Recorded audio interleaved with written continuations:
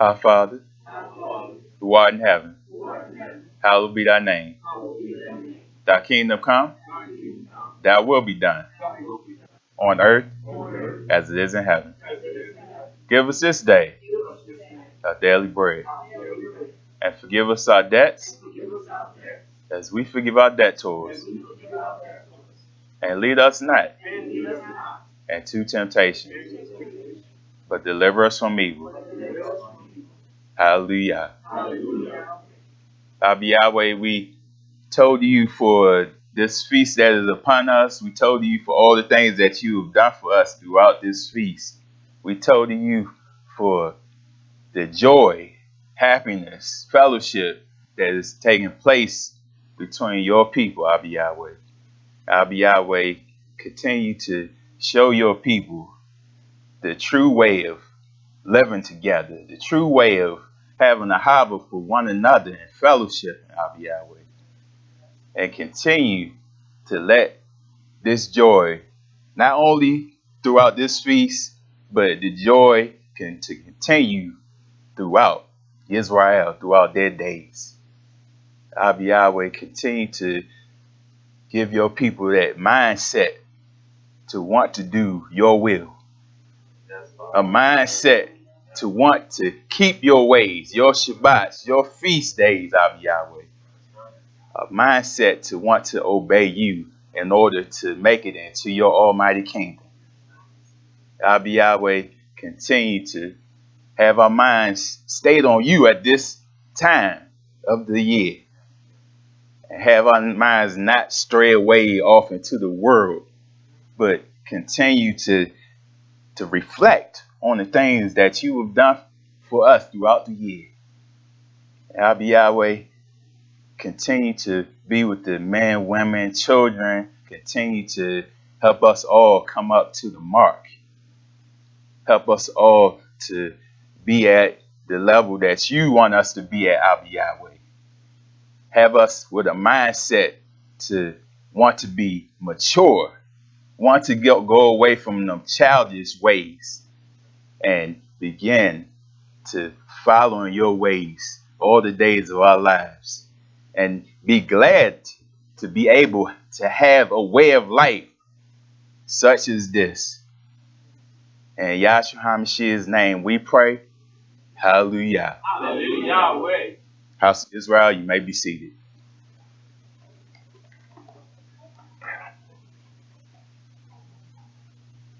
Shabbat Shalom, House of Israel.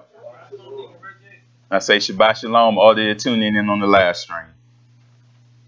Today I want to read from the book of Psalms. This is Psalms 147.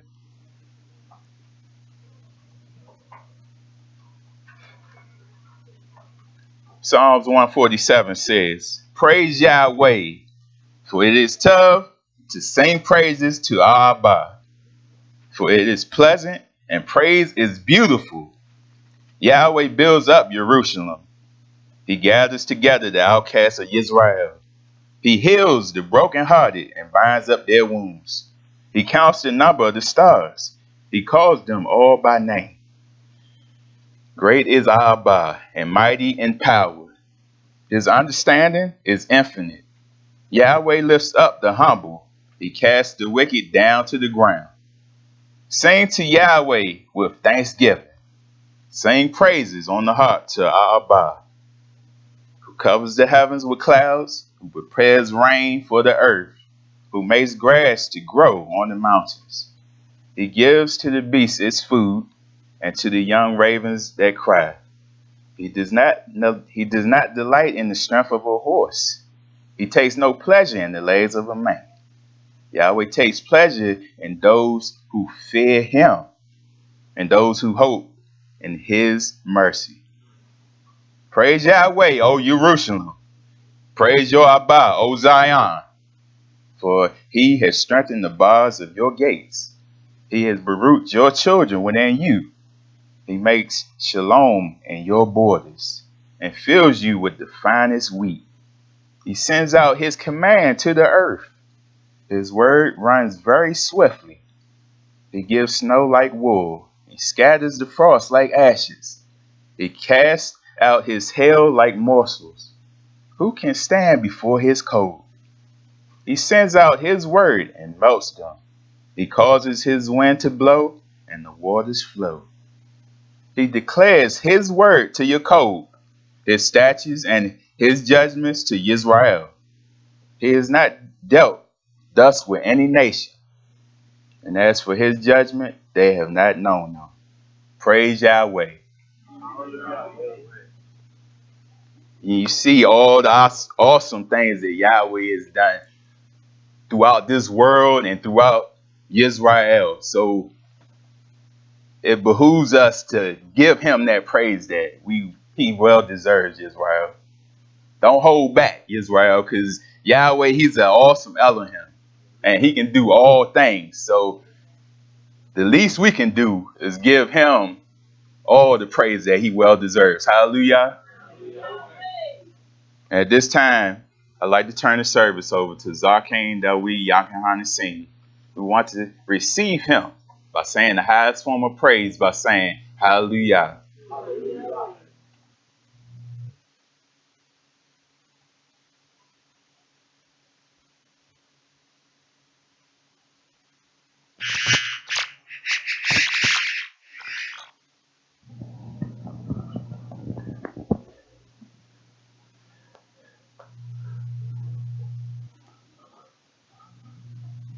Hallelujah.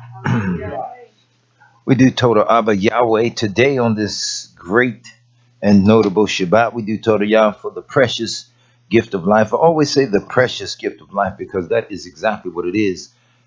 It is a life that Abba Yah has granted unto the children of Israel that they might serve and obey him. For that we total Yah.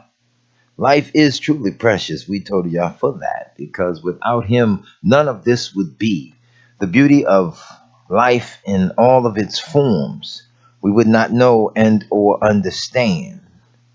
Our precious loved ones, from our elders down to the babies, we would not know them without Abba Yahweh having formed all things, for he is the maker of all things. We do told y'all for that. In life, and in the speculations of man, one of the most beautiful dynamics is all expect the blessing of Yah. Told Yah, my precious deacon.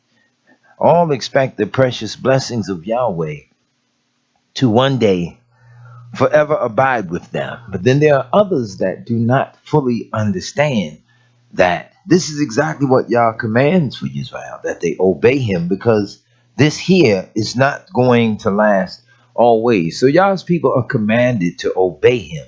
But in order to obey, one must come to understand the relationship that they have with Yahweh, which is what the world does not understand. And we don't really expect the world to come to understand Yahweh, but Israel as his precious people, a nation that he has called unto himself. He said he didn't choose you because you were many, or because you were the greatest, or because you were the strongest. He said because you were the fewest. But that he made a covenant with your fathers and he set his love upon you. Therefore he called and chose you. Now that's in today's language tantamount to a couple that starts off in the relationship excellent, beautiful, things go well. But one soon learns that the other does not have the same level of love and respect that was accorded in the beginning. So this is what Israel has done to Abba Yahweh. Whereas we have said all that Yahweh our Elohim will do has said unto us, we will do it. It wasn't long before the children of Israel went back on their word. The messengers oftentimes, not that Yahweh needed reminding, but they often brought up to Yahweh the mere fact that we are but flesh, reminding themselves and the nation that Yahweh is self-eternal. I want y'all to hear that part. That's beautiful. He is self-eternal.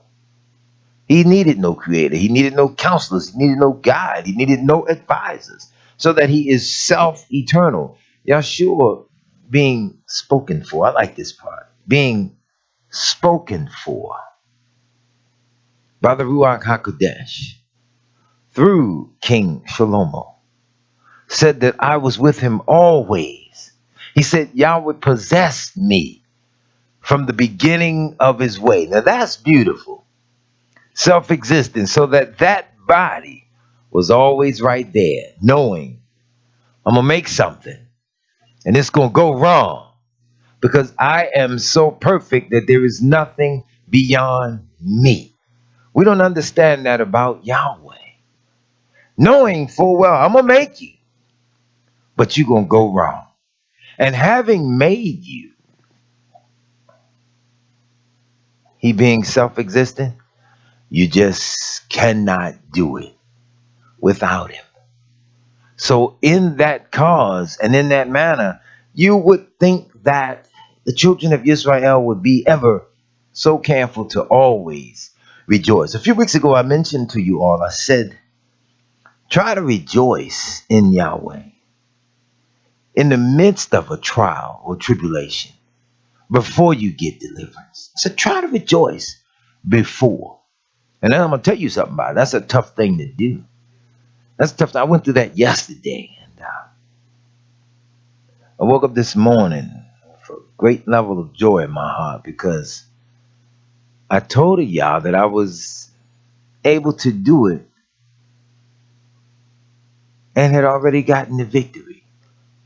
So you can tell Yisrael that. But if Yisrael doesn't apply it, what you said is nonetheless quite valid and valuable. But if Yisrael does not apply it, it means nothing. But it means nothing only to the ones that do not apply the works. Do you hear me?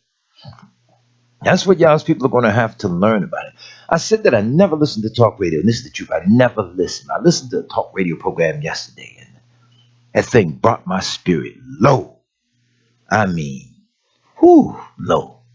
Had to pull over and park for well over 45 minutes or so just to get myself together, just listening to it.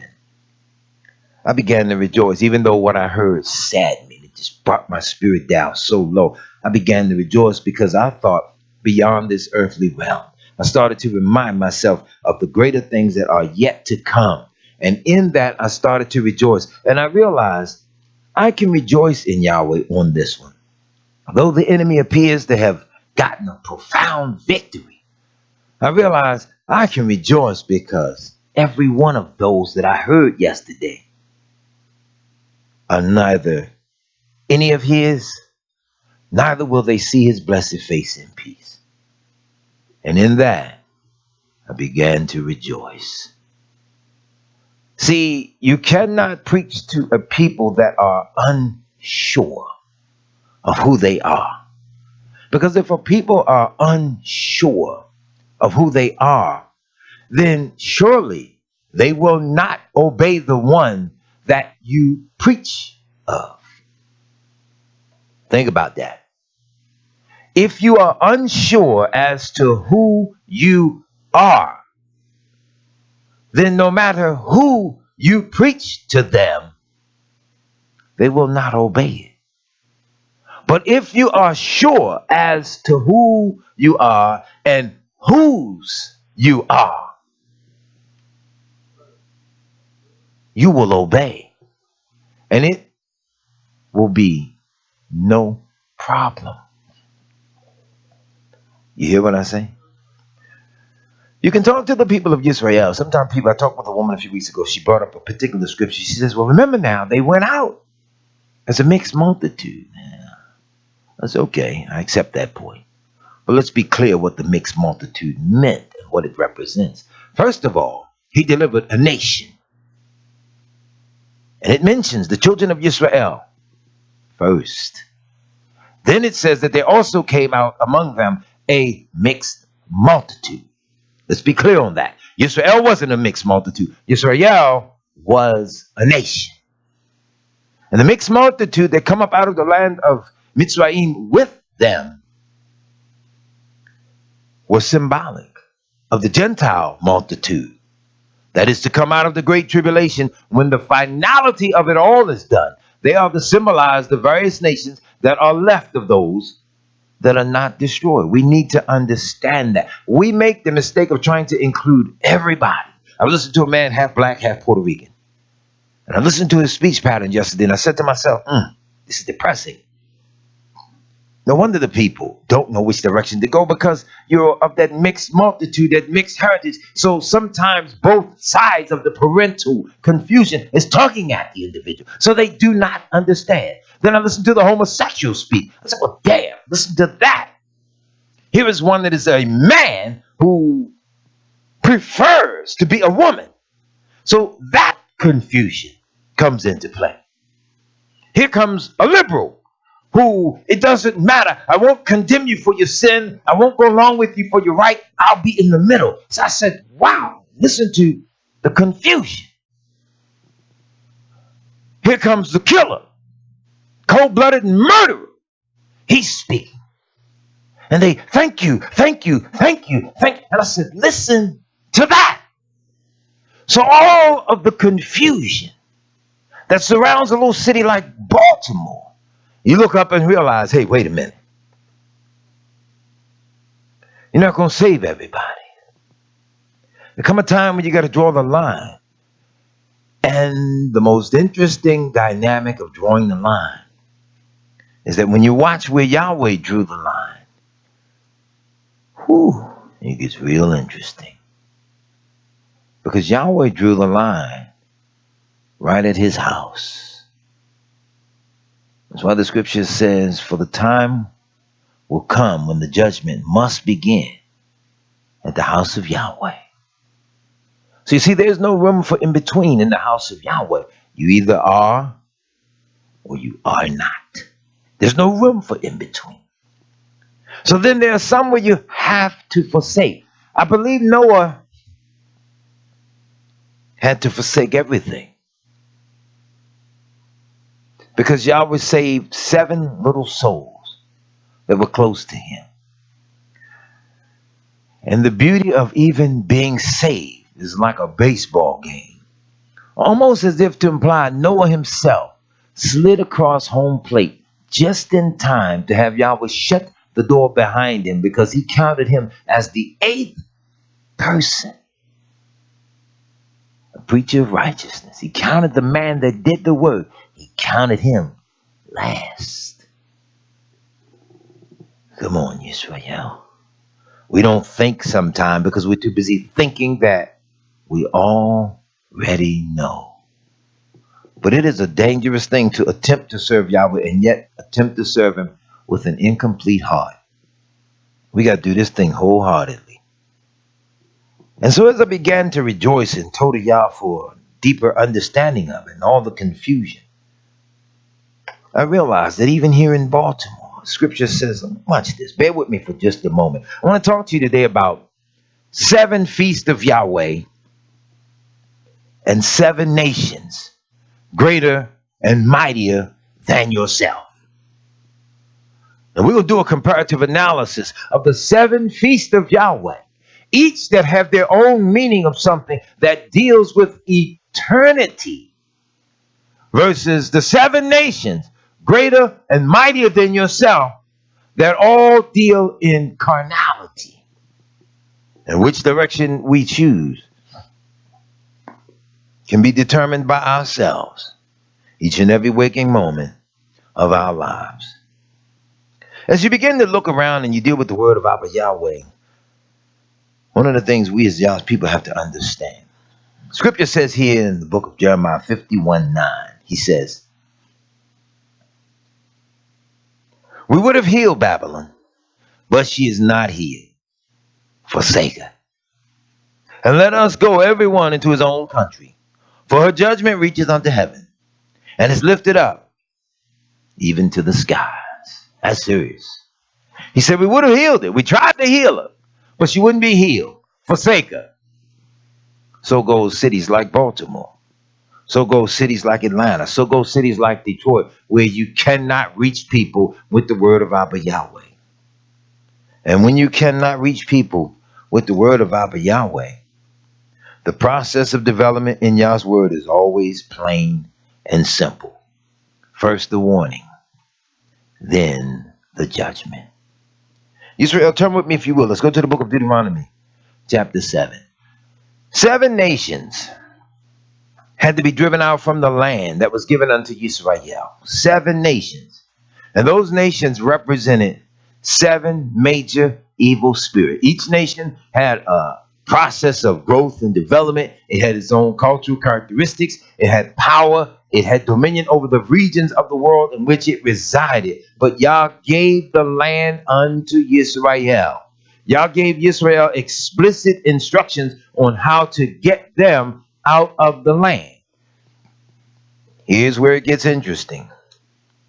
The same cultural characteristics and patterns of behavior that plagued our forefathers in the days of old are the same cultural characteristics and patterns that identify each and every single one of us today.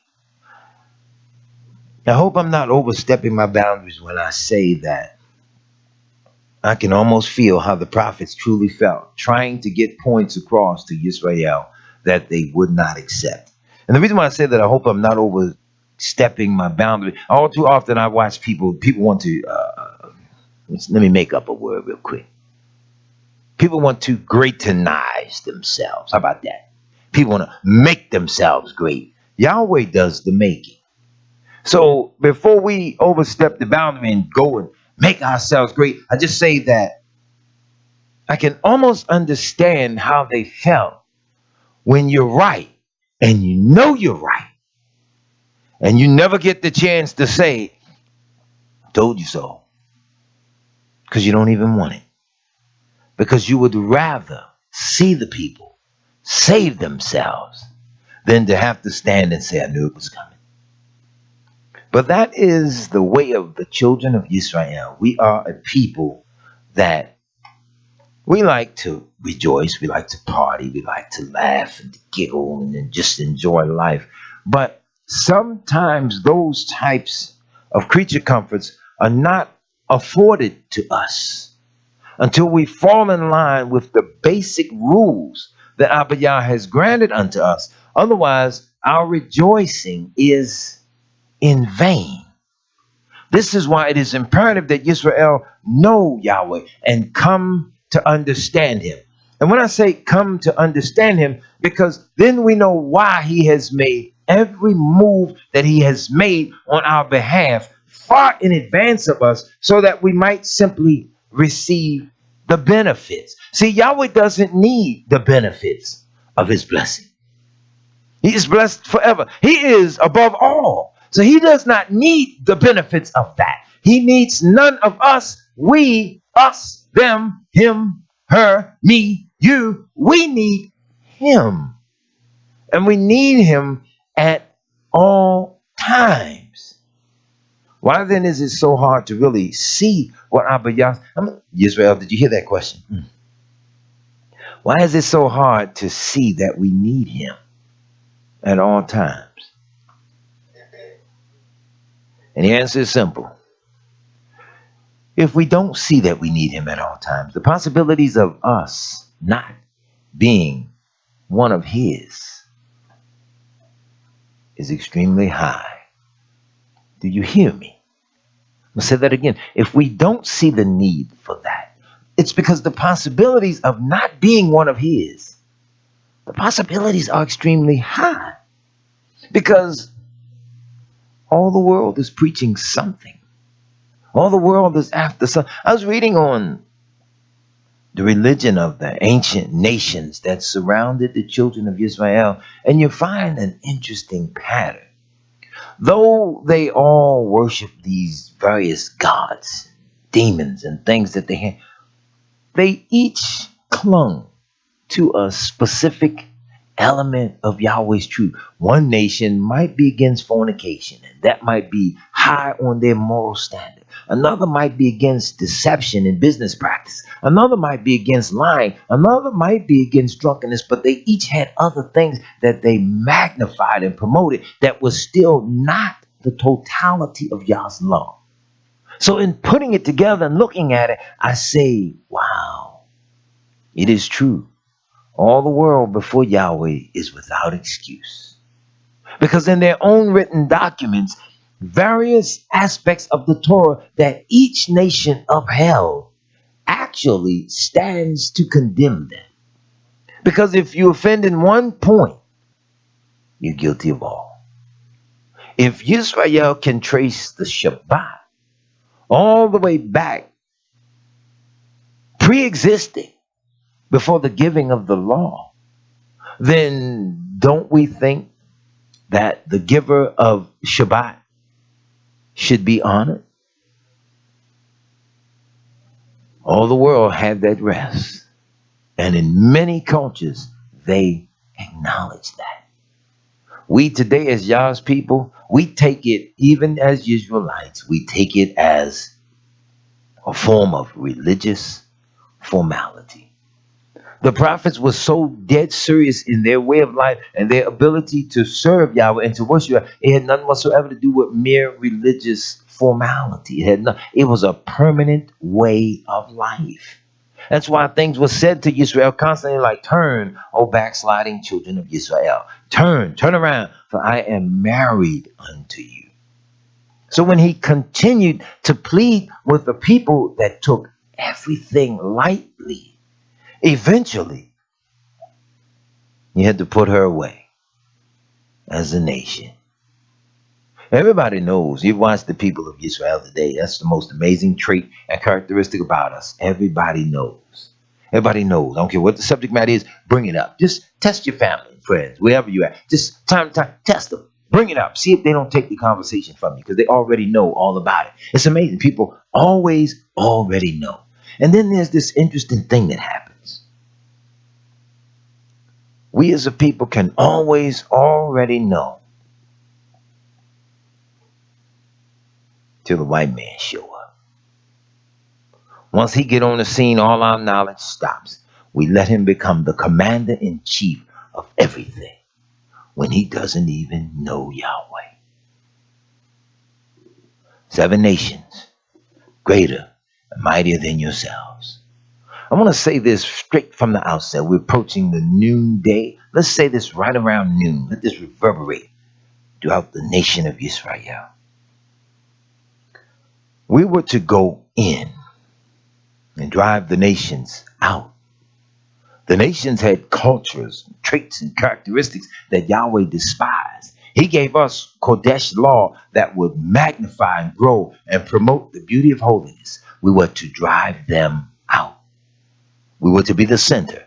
But because we did not fully drive them out, but we allowed them to reintegrate, eventually when Yahweh scattered us, the words of Yahshua have never become null and void. We just in a state of suspended animation temporarily are a people who now, instead of being in the center, we are scattered in the midst of all those nations that are greater and mightier than ourselves. And that is why we find it so difficult to obey, so difficult to keep the Shabbat, so difficult to love thy neighbor as thyself, so difficult to not lie, so difficult to not steal. This is why, because we are surrounded by the nations and we desire to be like the nations as opposed to being like Israel. That's our problem.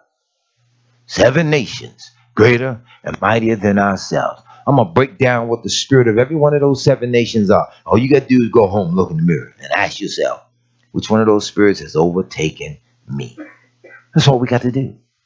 Because the world today versus the world of old, same filthy place. Same filthy place. It violated the Torah of Yah. From the fall of Adam to the last man standing when Yahshua comes, this place has to be cleaned up. And in order for this place to be cleaned up in every age and in every time, this place has to be cleaned up. Yah's choosing a small minority, a remnant out of each and every generation. That's all it is, just a remnant out of each and every generation. That's something to really take note of. That's something to take note of in every generation. Come on, Israel. You got 8.2 billion people on the planet right about now. 8.2 billion. What we have here, I always round off the number a little less than 40, no more than 50. If we account ourselves in the world with 8.2 billion, can we say that every one of us is going to make it? That's something to think about. If we take every assembly here in Baltimore, every assembly in every city, in just America alone, and compare them to the 8.2 billion, can we safely say that everyone that says that they are Yisrael and names the name of Yahweh, can we safely say every one of us are in the number and are going to make it? Can we take every assembly, every nation scattered around the world, wherever they are, that name the name of Yahweh? Can we safely say that every one of us are in the number and are going to make it?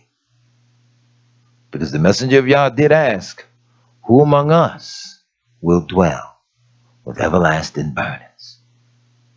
The psalmist said in the word, he says that I even dwell among them that are set on fire. That's tough shooting, Israel. That's why it is imperative that everybody focus in exclusively on themselves. Stop worrying about your neighbor. Stop worrying about how this one's doing this and doing that. Learn how to love yourself. Learn how to love one another. Learn how to obey Yahweh. Learn how to shut up. Because we got some serious work ahead of us just to make it in. I remember the days in high school, people would always freeze up on tests. Now, this is something interesting. I learned this without realizing that I learned it. When I was a younger man, certain things in school, certain subject matters didn't interest me. So I wouldn't even study this stuff. I wouldn't study. We go there to take a test, and every time I freeze up because I hadn't studied, I hadn't prepared, I wasn't ready, and I went in the door knowing I'm going to fail because I ain't studied. But after a while, I learned something. My father said, if you pay attention like you ought to, everything that's on every test, the teacher has gone over it before the tests come up. If you pay attention and stop running your mouth, you do well. He rebuked me. And what he said made so much sense. Teacher taught on Tuesday. She said, Monday, she said, this, that, and the other, blah, blah, blah. She taught something else on Tuesday, blah, blah, blah, this, that, and the other. She says, now on Friday, you're going to have a test. She taught Wednesday, blah, blah, blah, this, that, and the other. She taught Thursday, blah, blah, blah. So I started paying attention. Friday, when the test come and you see the questions, you look and say, oh, yeah, she said that Monday. Oh, yeah, that's this, boo, boo, boo. Oh, yeah, that's that, boo, boo, boo. Oh, yeah, that's this. And then, boom, finish the test. I got 30 minutes to play and look around, look stupid at everyone else while they sit there and scramble and struggle. And the words of my father always stuck in my mind. If you shut up and pay attention, everything that's on that test, the teacher went over it. And from then on in school, I began to do quite well. From then on. The children of Israel are going to have to learn one lesson. Everything in life that each and every one of us are going through, Abba Yahweh had someone somewhere in the presence of time that far exceeds us. They've already gone through it. And the answers are there in the book. So that there's no reason for us as this generation, the last generation, there's no reason for us to continue failing. And I'm going to show you some patterns in the book today. I'm going to take my time.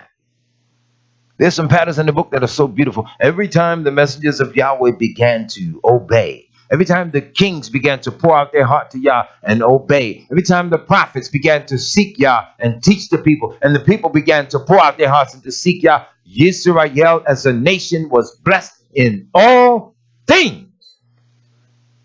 Everything.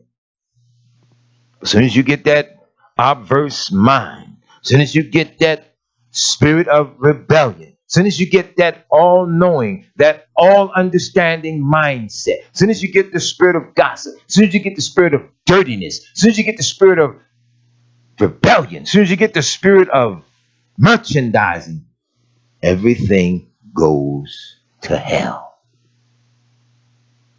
The psalmist could not have written all of the beautiful, wonderful things that they've written had they not experienced it in Yah.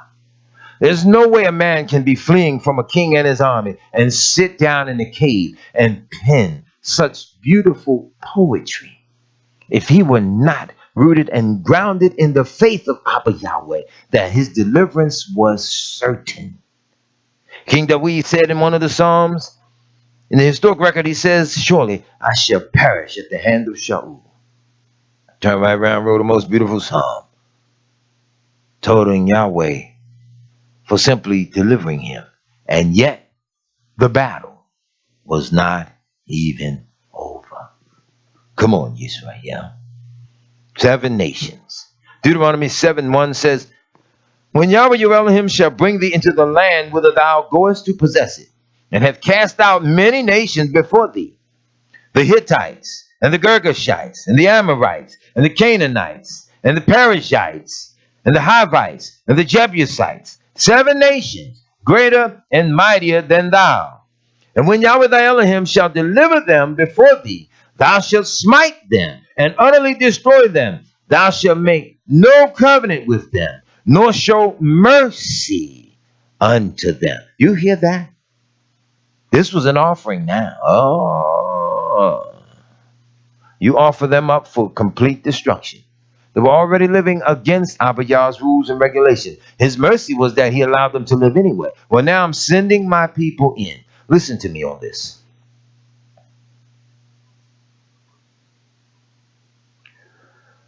In my studies and my analysis of gentrification, which we call in 20th and 21st century language, as they like to say in the 60s, Negro removal. They get you out of the city. They do things. They don't care how you go. They just know we're coming in, we're taking over, we're getting you out, move you. It's an interesting process because the process goes about where buildings go up, lands are taken, zoning is redeveloped, roads are put in, all types of things are happening, and your poverty, your homes, your shelters, your schools, whatever, all that's ignored because eventually they're going to run over that. And we complain about it. And we say that it is an injustice and that it is so rude. But yet for sake of development and growth, it does take place. Well, the first process of gentrification, and we find the historic record of it, is when Yah sent Israel into the land. He said, drive them out. I'm sending you in. You're going to live better than what they're living. You're going to do something that I'm giving you to do, and you must drive them out. Okay, let's use Baltimore as an example. Murder rate through the roof, so they say. Crime rate through the roof, so they say. Lack of education, single parent homes, everything you can think of, drunkenness, debauchery, everything you can think of through the roof. People are coming in that are wealthier, have better paying jobs, have better education, that don't need to rob, don't need to steal, don't need to nod or what have you. They're working, so they're coming in. They're living better than you, so they're driving you out. Is that making any sense? So when Yisrael wouldn't live right, it's funny how when anybody, I don't care who it is, anybody can do wrong, they're great at their moment of wrong because they're the one in power. But when the thing turns around and now it's time to reap what you sow, suddenly for some strange reason enough, it don't feel so good. You hear me? I remember when the crack epidemic hit the streets of America, particularly the black community in the 1980s, white folk were laughing and they were giggling. Oh, look at them like zombies. Oh, look at them. And they did not care. But now payday's here. And the opioid crisis has turned them upside down. There's nothing now to see a white drug addict just nodding anywhere, sores all over their skin, everything, unable to hide it, looking zombified. And it has come home. But now it's a major problem. So for us as the children of Israel, we're reaping what we have sown because we did not drive out the nations like Abba Yah commanded us to, so that we would have the beautification of our homes, so that our children, our babies will be brought up in the beauty of Torah and completely exonerate themselves from all manner of sin, crime, wickedness, and evil, and bask themselves in the Kodesh state of Abba Yahweh's affairs. We lost that right. So here we are today, surrounded by all the nations who uphold all their laws, their practices, their principles. They uphold everything above you.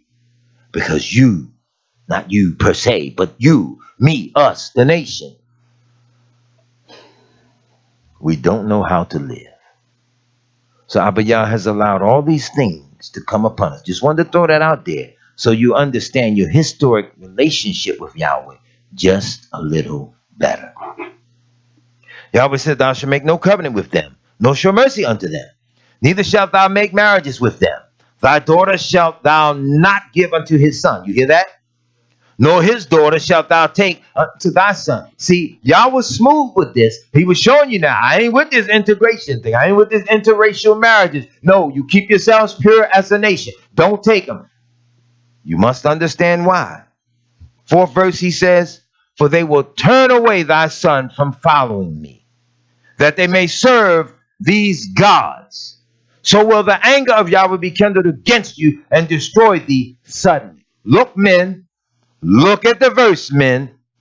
He said they will turn away your son. If the man is the head of the household and marries a foreign woman, her culture gonna come with her. She ain't willing to give it up. She ain't willing to let it go. And if she gives birth to the children, she's going to have command over the children because she is the first teacher of the nation. He said she will turn away your son.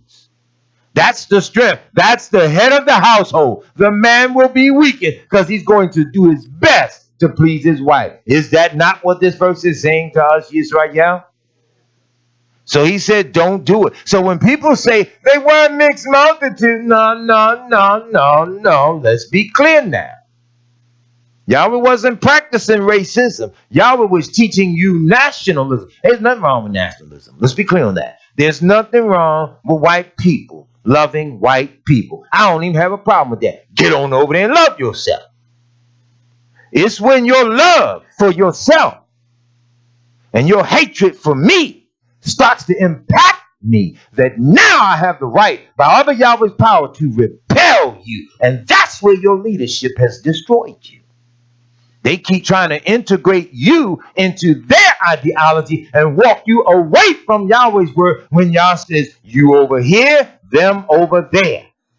And they go for black, brown, red, yellow, and white. It is Yahweh who separated the nation, not segregated. He separated.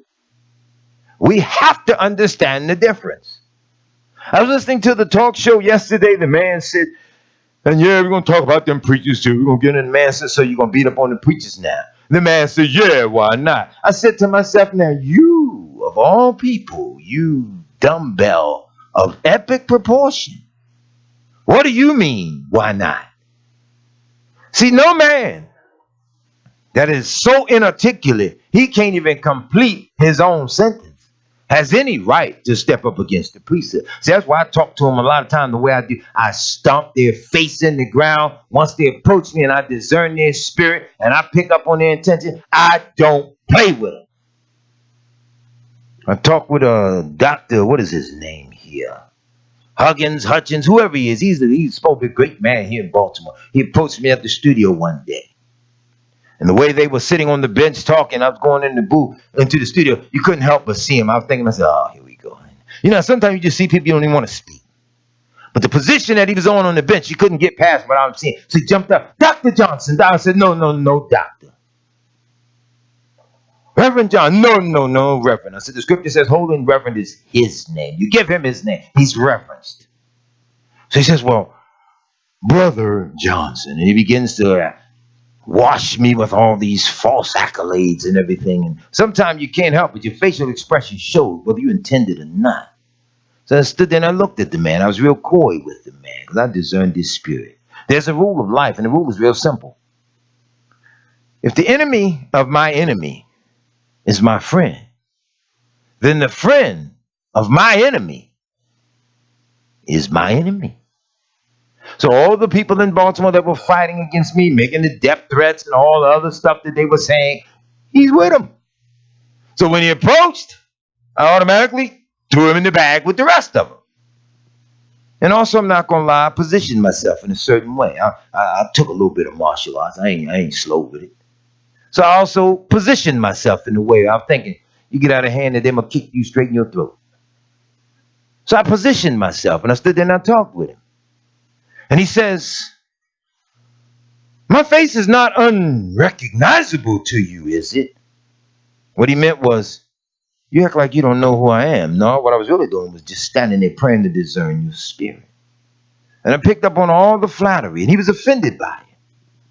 And I went home and I talked to my Isha about it. And I said, I prayed to Abba Yahweh that I wasn't wrong for the way in which I responded, because I could feel the man's spirit. And I think he was a little hurt because I wasn't receptive to him. And my Isha says, no, if he's with all of them and all that was going on, then he wants to walk up on you and pretend to be your friend. No, you were right. He is what he is. And I thought about that. I said, then listen to that. How can two walk together except they be agreed? She was 100% right. And when I listened to that broadcast yesterday, and I heard how they were talking all the things and all the major issues that are going to destroy you as Yahweh's people, these are the same people that are on those sides of the... See, you can't be Yahweh's people and always on the wrong side of the issue. We have to stand for truth. So I watch people that are promoting things or leading the people away from Yahweh. Now, you ain't going to save everybody. But all at the same time, I'm just so perplexed why all these Hebrews, even here in Baltimore, they say and do nothing to uplift the Torah of Yah. If Yahshua said, go ye therefore and teach all nations, how do the Hebrews remain silent on so many death-dealing issues? They never bring it up. They never stand and proclaim it. But you look up and see them all out at King's Dominion in their little bathing suits. And all down there, their babies are graduating. They got their little pictures of their little daughters and out there with their little mini skirts up to here, little breasts hanging out. How are you the people of Yahweh when you will not even clean up your own house? So then you leave a brother out there fighting all these evil spirits in one damn city, and you won't even stand up with him and say, he's telling the truth of Yahweh's Torah. Even if we don't like him, we agree with what he's saying. No wonder your cities are in such shambles. But if we as Israel dress like that, live like that, and allow our children to promote that and live like that, I want you to understand something. You're following the ways of the nations that are greater and mightier than yourself, because you do not have the heart, the courage, and the strength to stand and simply be who Yahweh says that you are. As Hebrews, we're always going to be on the wrong side of the issues with the society and the world. As Israel, if we obey Yahweh, we are always on the right side of the issues as far as Yahweh and his Torah are concerned. And that's where we want to be. There's no middle room. There's no middle ground. There is no in between. This is why Israel can't rejoice. This is why Israel don't understand the beauty of the Torah. Because we come out of the church, we come to the assemblies of Yahweh, and we bring all the church. We bring all the ways of the world. We bring all that stuff with us because nobody really preaches it out of us. Nobody really rebukes us. Rebuke the people too much, they get mad with you and leave. And I say that one with a high note, because that's the kind of spirit you want to extricate from yourselves and your community anyway. The spirit of worldliness, that's what you want to get away from you. You hear me? People that can't obey, people that can't comprehend it, people that are determined they're not going to receive it. That's the spirit you want to drive away.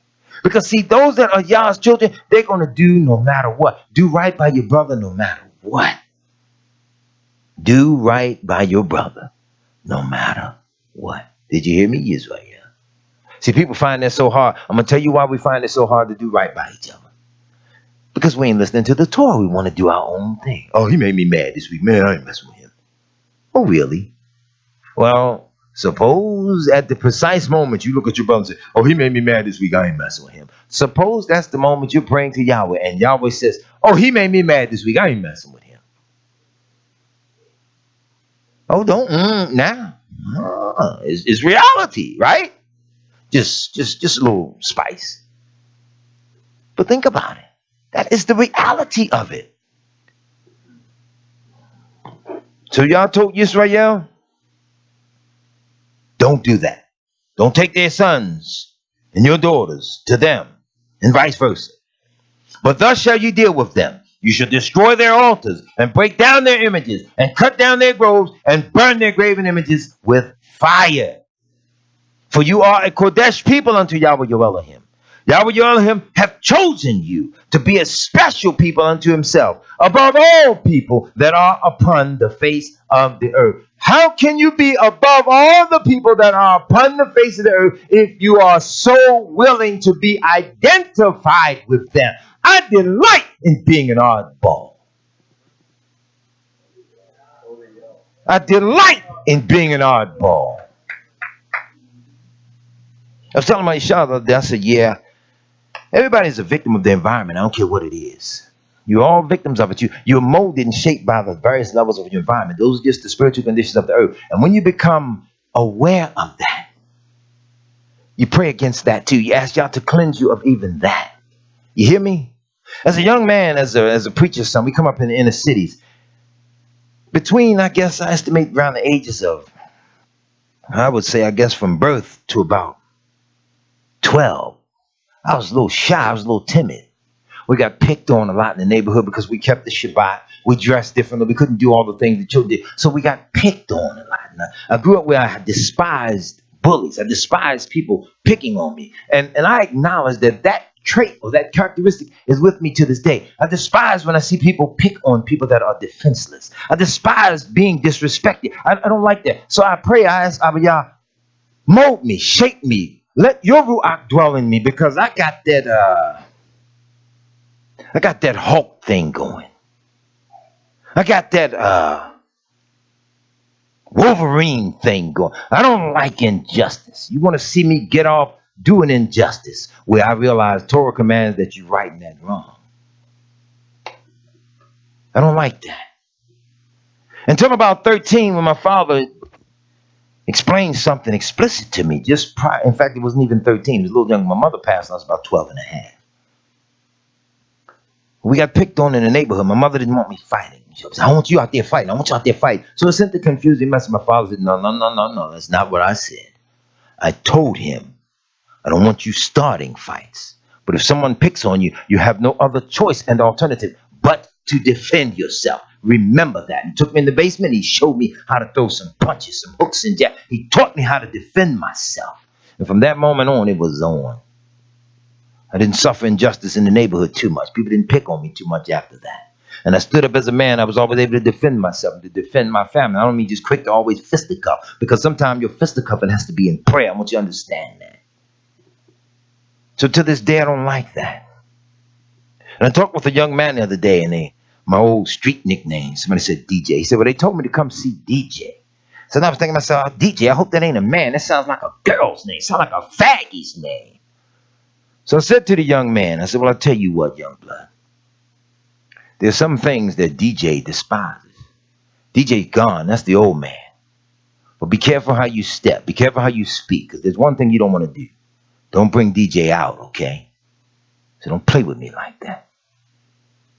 And then he caught himself. See, the people of Israel are so disrespected in the world because we don't respect ourselves enough to obey Yahweh. When we obey Yahweh, the world doesn't have power to overthrow you. They don't have power to disrespect you. They don't have power to walk over you. So yesterday, I noticed the people on the talk radio, they were talking about a particular issue, and it is a wicked, it is an unjust issue. And I've been fighting on this issue for 2 years all by myself. The poor Hebrews in this city would not stand up. I said, they're going to slaughter you. Side note, write this down. The time of tribulation is coming, and the governments of the world are searching for some people. They're searching for a special people, and they ain't searching for them to make friends with them. They're searching for a special people because they intend to kill them. They're looking for ordinary people with extraordinary capabilities. They're tracking them. They're hunting them. Stop acting like the world gonna love you because you obey Yahweh. Are you hearing me, Israel? If the messengers of Yah don't stand up and at least declare it and ready, Israel, I ain't fighting with no Israelite leaders. If men of Israel can't see and can't discern, that's not my problem. What little y'all gives me the ability to see and discern, I'm going to teach it as best I can. Hollywood is not your friend. The United States government is not your friend. Now, that don't mean you got to go and take up arms to go against them, but they're coming after you. They're looking for something.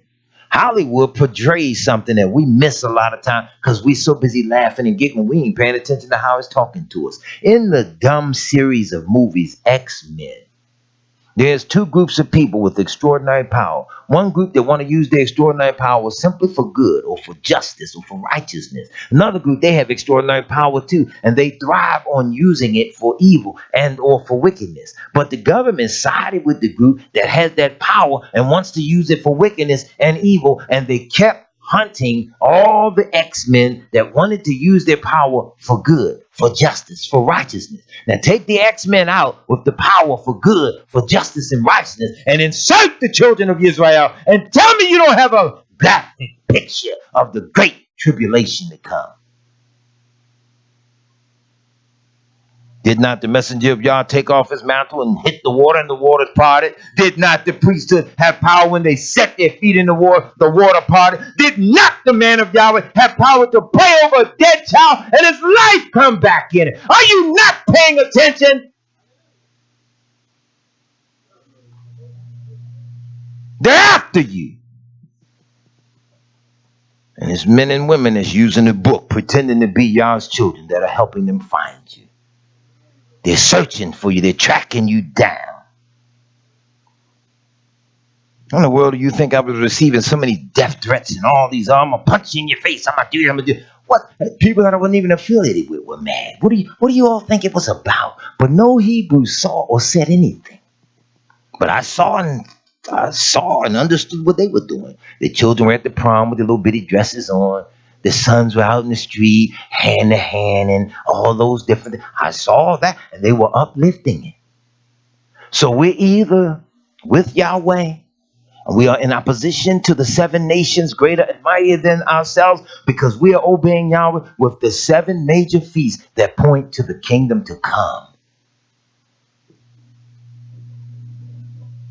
And we are not paying attention. A man of Yah at some point in time has to have a revelation from Yahweh. You got to be able to tell the people what's coming down the pipe. Yahweh did not set his love upon you, nor choose you because you were more in number than any people. For you were the fewest of all people. The righteous, they were the fewest. Abraham wasn't a great number. He was one man. Yahweh called him out from his father's house. His father said, well, look, I'm going with you. Can you imagine that as a parent? You got a couple of children, and one of them is above all the others, and you look up and realize this one is different. This one is, I'm getting older. I need somebody to take care of me, and I'm going to stay with you. Yah says, nah, I called your son. Now, your son got a deeper and greater and sharper mission. I'm going to let you travel with him for a little while. Maybe you'll repent of your sins along the way, but eventually, I'm going to separate you two, even if it means death. He called Abraham, and he made an everlasting covenant with him.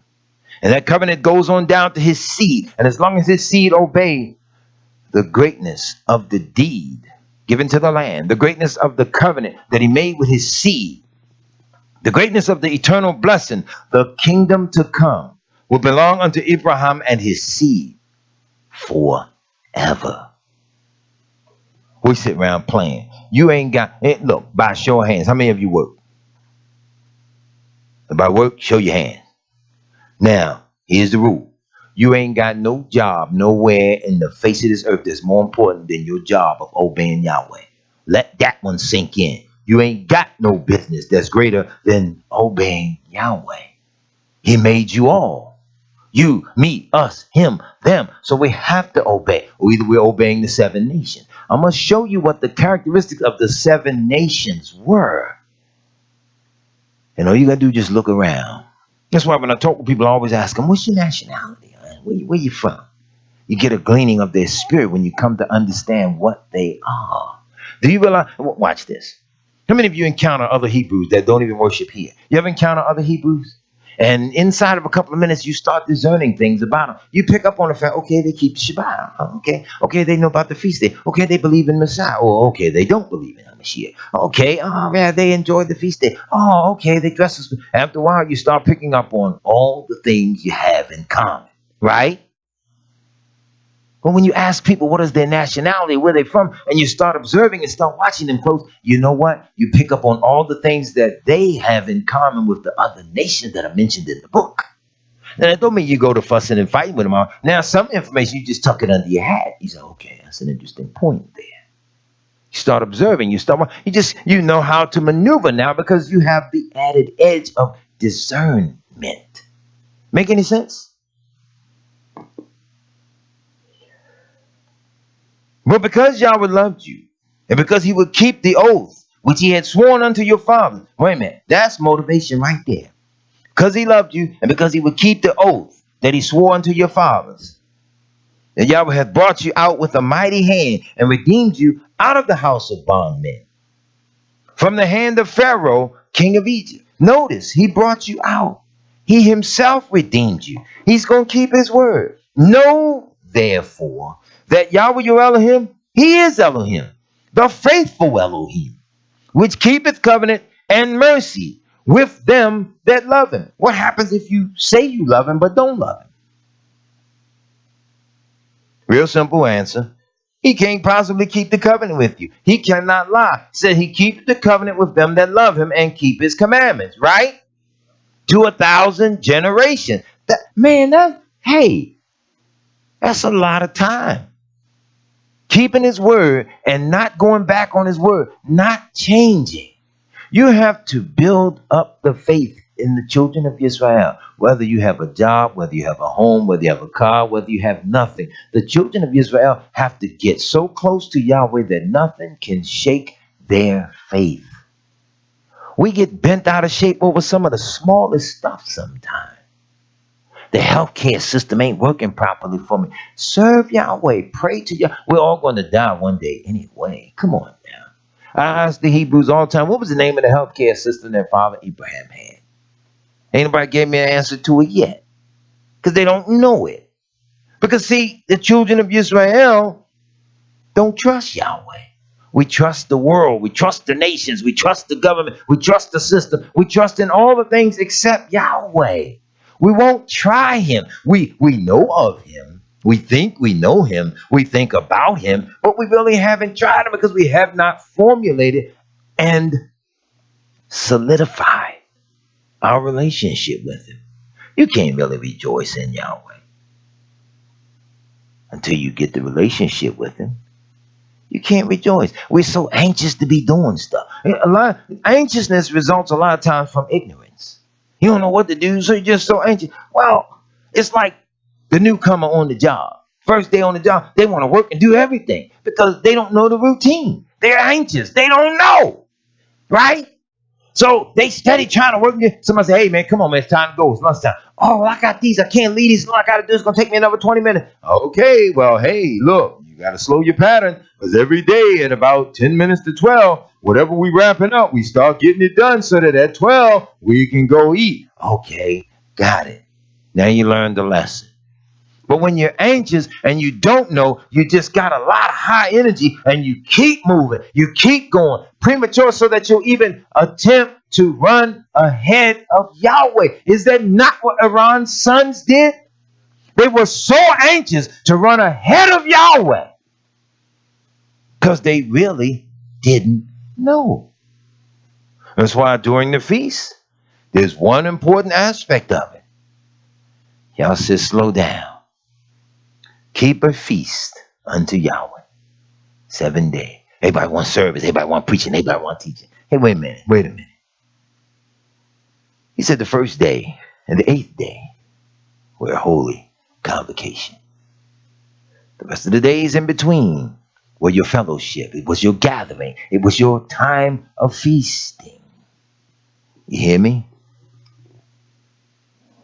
People, oh, you preaching? You doing this? You doing that? Oh, look, you ain't even obeying on the one day that the preaching is supposed to take place. Now, you think everybody going to preach to you 6 and 7 days a week? Come on now. Stop fooling yourself. Just relax. We don't get to listen. Here's go. Here's a good example of relaxation. Y'all ready for this?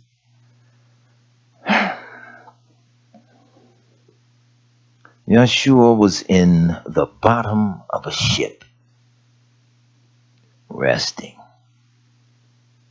undisturbed. He was calm, cool, collected. It was the disciples on the upper decks. Ah, no, we're gonna pass. Ah, it's all over. Ah, they go down and they wake him up. He gets up out of his sleep and he comes up and he goes out and looks at the water and he says, Shalom, be still. But he said it with authority. They were anxious. He was calm. That's why I tell you all the time. I can discern your spirit. That's why y'all talk so much. You're anxious because you really don't know what to do. You hear me? Calm down. I was listening to a young man the other day, a couple weeks ago. Same kind of trucks we have. His truck has them pipes on it. Just make noise. Just crank the motor. Mine's real quiet. Same exact vehicle. He says, yeah, you hear that noise? Mine, it's the thing. It make that noise. I said, yeah, yours makes noise for no reason whatsoever. I said, mine only makes noise when it's doing something. I stomped on the gas and took off.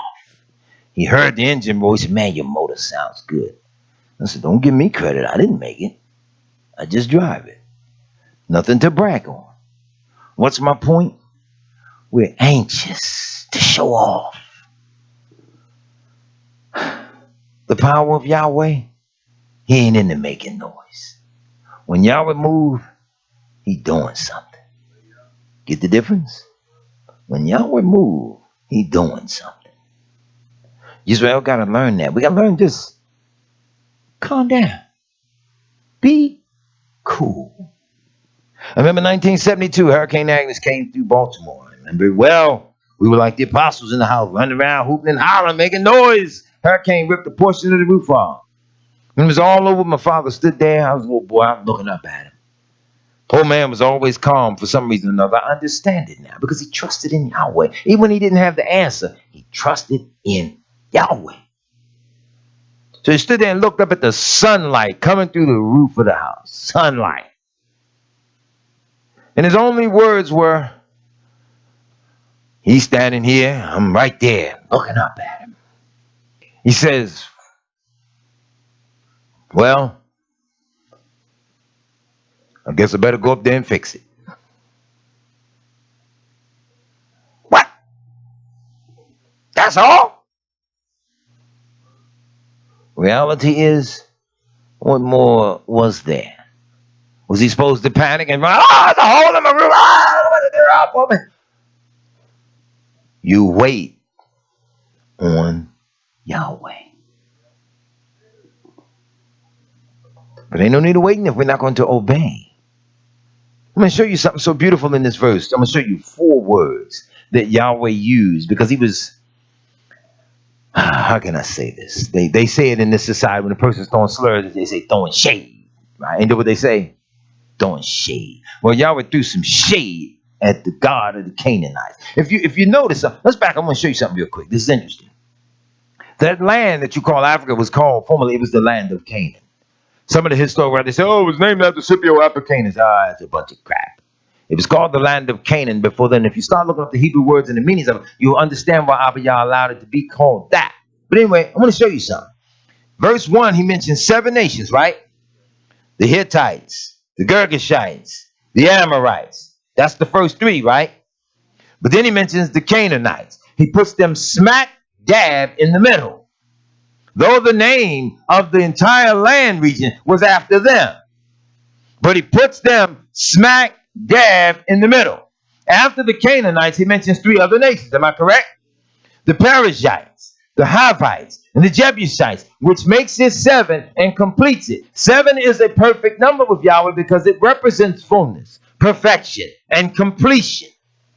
But whatever's in the center is a major problem. Or It's the source of the power. Did he not put the children of Israel in the middle of the earth? Did he not say in his word, let the children of Israel grow into a multitude in the middle of the earth? That's what the middle does. When you bite into the apple and you get down to all of it, where's the core? It's in the middle, huh? You get a mango or something like that, where's the seed? Where's the core? And that was what made the thing grow, huh? So now you, in the middle of the earth, the primary seed, who were commanded to go ye therefore and teach all nations, had to first clean up your land, clean up your house right where you were. Didn't properly clean the house so that no spirits overtook you. Then he had to reach in and like grass seed scatter you around the face of the earth. I don't knock communities in Israel. I do not knock them. But what I want Israel to know and to understand, when people say he wants you living together, that's a lie. He would have never scattered you if he wanted you together. He'd have scattered you. He'd have threw you all over here. He scattered like grass seed. If you ever threw out grass seed, you'll know the difference. You spread them out. Once it grow up, it grows. The first blades is different than the rest of the grass. Soon as you cut it, let it grow again. You can't tell one blade from another. Anybody ever paid any attention to that? So now Israel is scattered among the nations like grass. When you find one another, you gravitate to one another. You start to grow, you start to develop. Everybody can't get along because everybody ain't trying to follow the head shepherd. I am not the head shepherd. The chief shepherd is Yahshua. And we have to follow his example every step of the way. Did he not put the sheep before himself? Did he not pay attention to how they were there so that he could see everything? Did he not pay attention? Israel is not paying attention to how the chief shepherd operates. But whatever your problem is in the middle of the nation, the Hittites had a spirit that signified fear and discouragement. You hear what I said? Fear and discouragement. I want you to hear that now. That's what the Hittite spirit was. They were strong, man. You come up against them, you were afraid.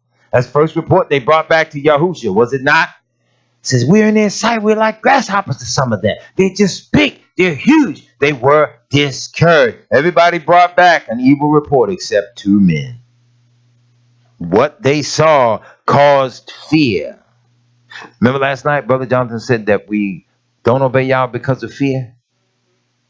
Remember I told you all, I said, no, we don't obey Yahweh because we choose not to. Let's go back. I want to show you all something. Let's go back to the book of Timothy, right? 2 Timothy chapter 1. Let's go back here. I want you to see something. This is so beautiful. Again, let me show you all how Yahweh opened up a beautiful way. Now, this is the messenger of Yahweh talking to a man. I'm going to tell you a little something about this man's cultural identity in a moment. I'm going to see if you all pick this up. That way they can't label you and say, well, you know, that Elder Johnson down there in Baltimore. That's how people always talk about me. It's interesting how my mother and father, I got my birth certificate. I know every letter that's on it. But I've never seen THAT. But that's how people always address me. That Elder Johnson. See, as if I'm a despicable thing. That's interesting, you know. That Elder Johnson. Anyway. I want you to hear what the apostles said about a man. Because, see, they'll say, he teaches racism. No. I teach nationalism according to what's in the scripture. And then I'm going to show you how Yahweh did discriminate against the nations in the context that they use racial hatred. Discrimination just simply means to make a distinction between. You discriminate every time you eat.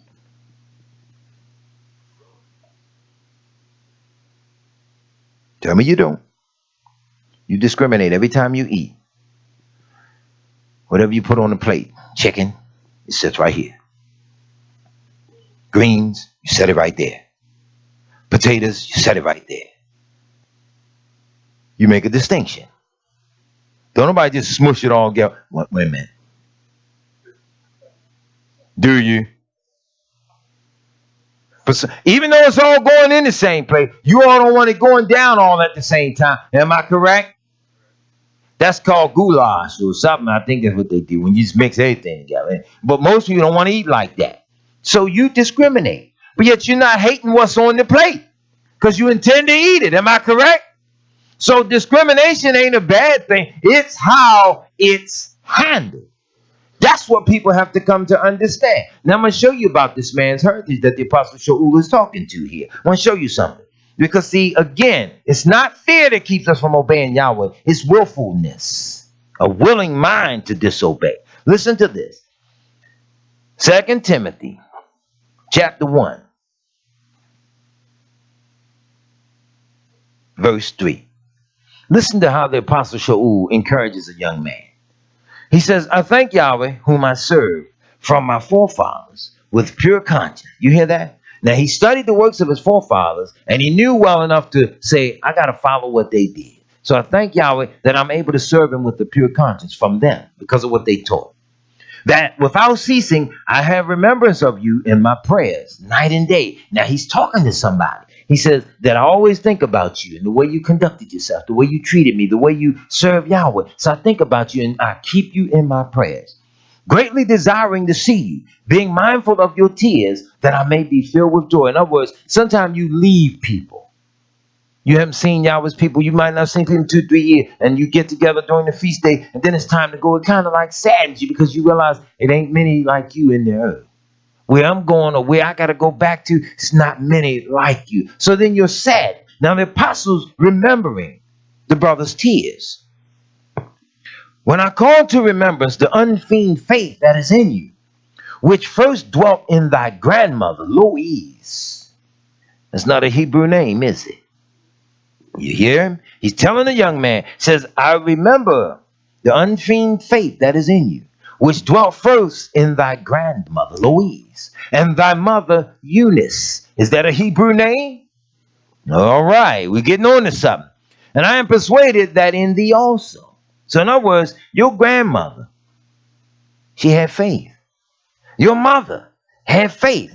Now here you are. Wherefore, which means, in other words, for this cause, I put you in remembrance that you stir up the gift of Yahweh, which is in you by the putting on of my hands. In other words, I laid hands on you. I prayed that you would receive the Ruach HaKodesh. Your grandmother had faith in Yahweh. Your mother had faith in Yahweh. Now you, young man, I anointed you. Listen to what he's saying to him. For Yahweh hath not given us the Ruach of fear, but of power and of love and of a sound mind. This is why I get on you all on. Stop being so fickle, mind. Stop being so simple, mind. Stop being so silly. Focus in. He says, Yahweh didn't give us the spirit of fear, but power and of love and of a sound mind. Be not thou therefore ashamed of the testimony of our Redeemer, nor of me, his prisoner, but be thou partaker of the afflictions of the glad tidings, according to the power of Yahweh. I thought on that the other day. I said, these poor little Hebrews in this town, they don't know how to stand up and lift up the Torah of Yahweh. They left me out there, ashamed to stand with me. Because I have to fight with certain powers. I got to declare certain things in Yahweh's word. Got to condemn things. Got to raise the issue. But don't nobody want to stand. They leave me out there. Now, this is what brothers and sisters do. I don't want to rebuke them in an open manner. I'm just telling the truth. This is my testimony. People will call me off the record. Want to talk to me. They'll need you to help. And they all know one thing. He going to help me. He ain't going to deny me. They know I ain't going to deny that. But when it's time to stand openly to declare the truth of Yahweh, that's when I get left alone. That's where you stand together, sure enough. I'll use any of you as an example. Ain't none of you as brothers going to stand somewhere and do the work and the will of Yahweh, and I not stand right there with you. If I ain't no more than in the background with the broom ready to clean up when it's all over, I'm going to stand right there with you. I don't believe in running on nobody. I got a big knot on my head right now. I got hit with a baseball bat when I was 15 because I wouldn't run. I wouldn't leave somebody behind. I don't believe in leaving a man of Yahweh. The apostle said here, don't be ashamed, but be a partaker of the afflictions of the glad tidings, according to the power of Yahweh, who have saved us. Look, and called us with a Kodesh calling, not according to our works, but according to his own purpose. You hear that? And unmerited favor, which was given us in Yahshua HaMashiach before the world began. You got a connection that goes all the way back to the beginning of time. You mean to tell me you can't be proud of that, if you must use the word proud? If you're going to take glory and delight, he says take glory in the fact that you know and understand him. Now, hear me in this. This is the beauty of Yah's word versus Ku Klux Klan type religion. Did you know that Timothy was a half-breed? I bet if you didn't, you know now. His grandmother and his mother were European, and his daddy was a Hebrew. And being half-breed, the apostle reminds him of that, and he laid hands on him so that he could receive the Ruach. This is why a lot of times people get offended with me because hey, look, don't get offended with me because I discern it. This is why a lot of times our children today that are born of those interracial unions, they're so confused and they don't know what's going on. They can't handle certain discussions. They can't take certain things because, see, that might not be a part of their culture. That might not be a part of their genetic, psychological past that speaks to them. You hear what I say? Come on, man. I looked at a little man the other day, little Korean man. He was walking a dog. I was thinking something stupid. I was standing and talking to another young man, and I happened to utter what I was thinking out loud. I said, look at him. He's walking him. He's going to fatten him up. I said, before it's all over, he's going to be a part of somebody's chicken fried rice. And the young man said, why you say that? I said, what do you mean, why did I say that? He said, I like Chinese food, but you know what? You right. They eat dogs. I wish you hadn't said that. Now, I didn't say it to be mean-spirited. It's not every day you see certain people walking dogs. Certain cultures, they eat them. You all catch me walking a cow, what you gonna think? Now, John got a cow. You know, somewhere on the feast day, we gonna eat that. Is it or is it not permissible?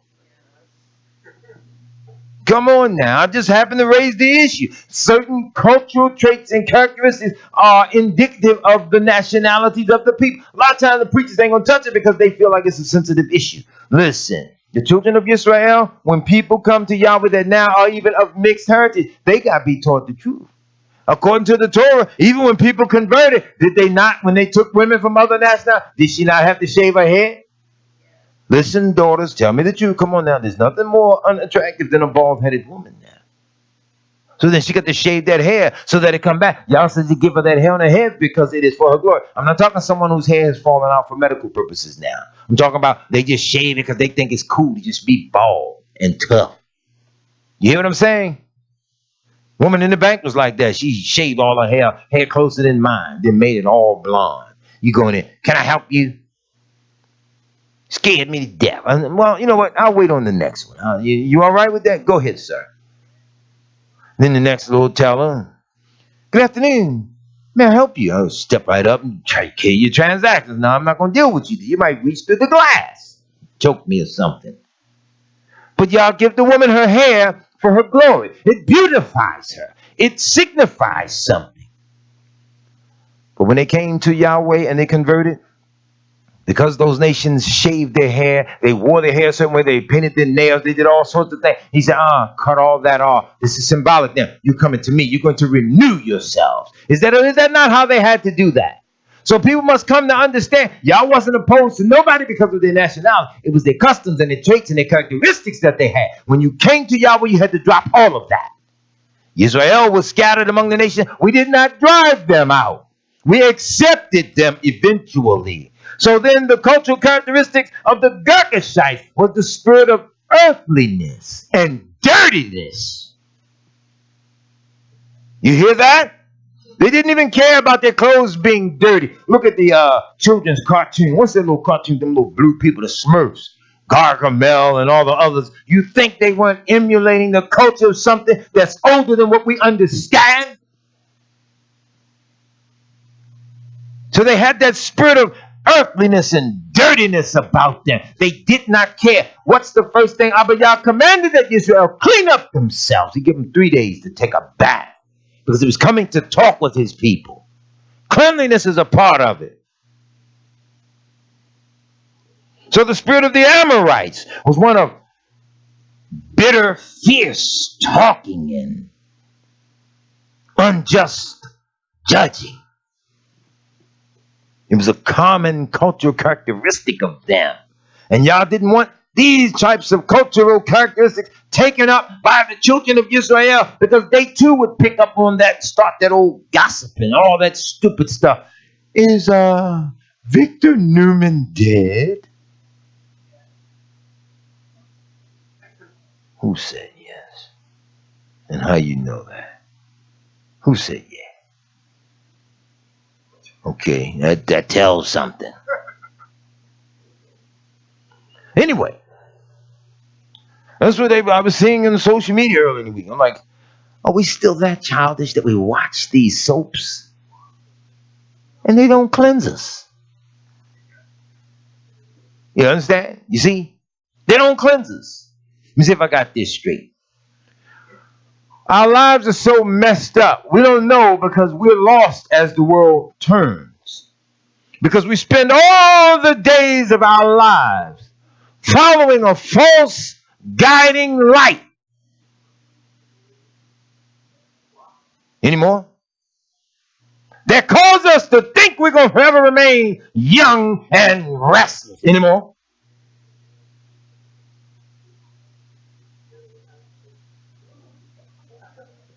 I go on.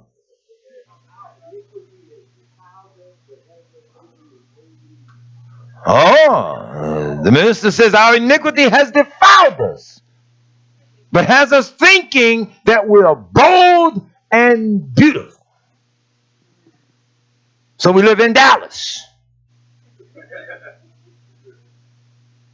And we live like the Brady Bunch. And we don't know the difference between righteous children and all our children.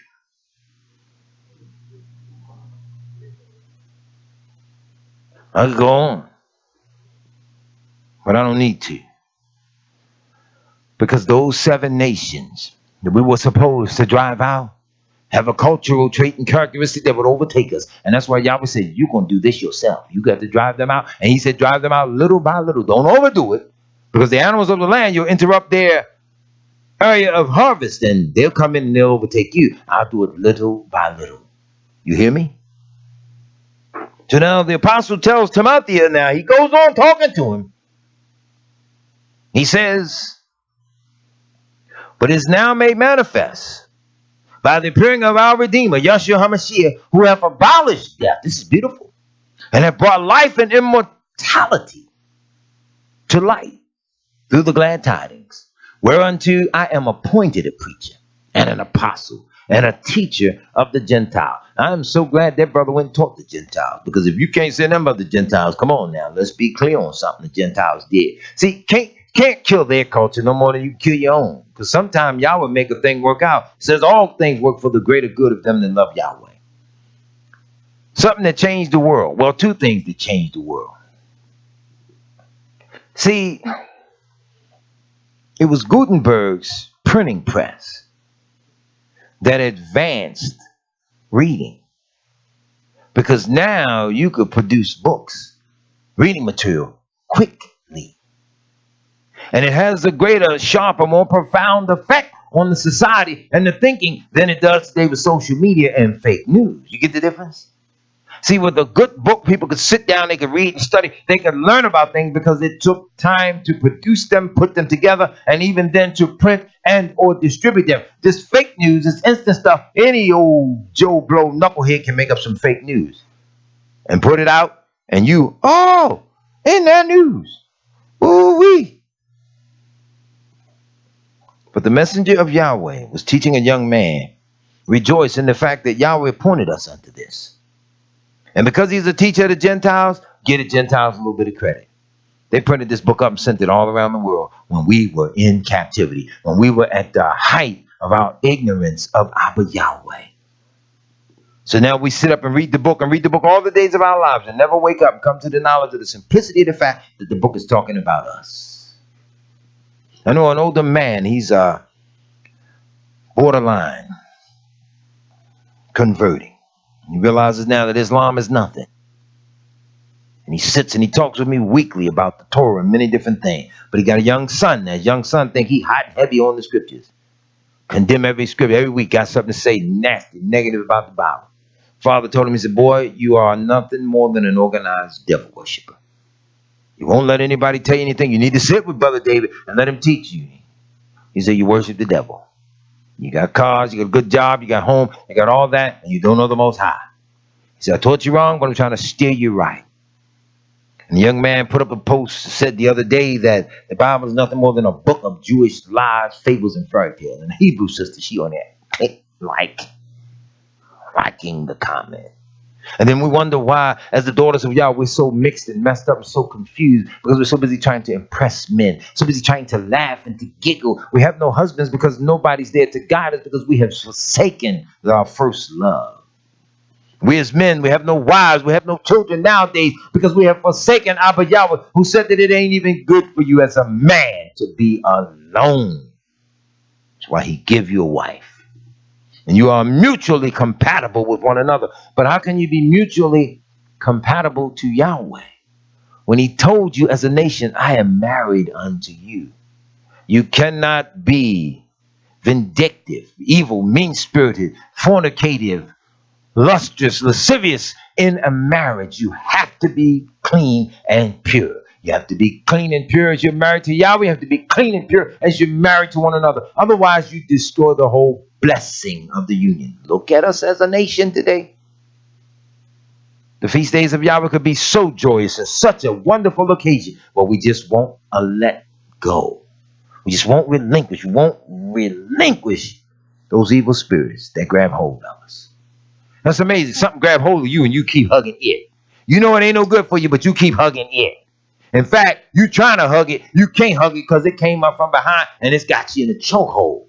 But you steady trying to hug it, trying to love it, though you're fighting for air. That doesn't make any sense, Yisrael. So the messenger goes forward and he admonishes the young man. What we got going on here today? One sit down, another get up. Another sit down, another get up. What we got going on, Yisrael? I know you're going to have to go, but come on, y'all. We're going to make a new rule next week. Fair enough? Love y'all dearly. Please don't be offended by what I say. I'm just going to speak the truth to us. But we got to bring a certain level of order to what we do so that everything goes decently and in order. I don't know about you all. I want to be blessed by Abba Yahweh in everything I do. And I want to be blessed because, see, I want order in y'all's house because I realize that if we, the priesthood, if we don't bring order to y'all's house, we won't. Let's do this. Let's cut off right here with the apostle. He encouraged the young man to stay faithful. Let me go give you all an example of something. This is why I'm so strict here at y'all's house. I want you to see something that the man of Yah did. Let's go to the book of 2 Chronicles, chapter 31. You got to see this. This is so beautiful.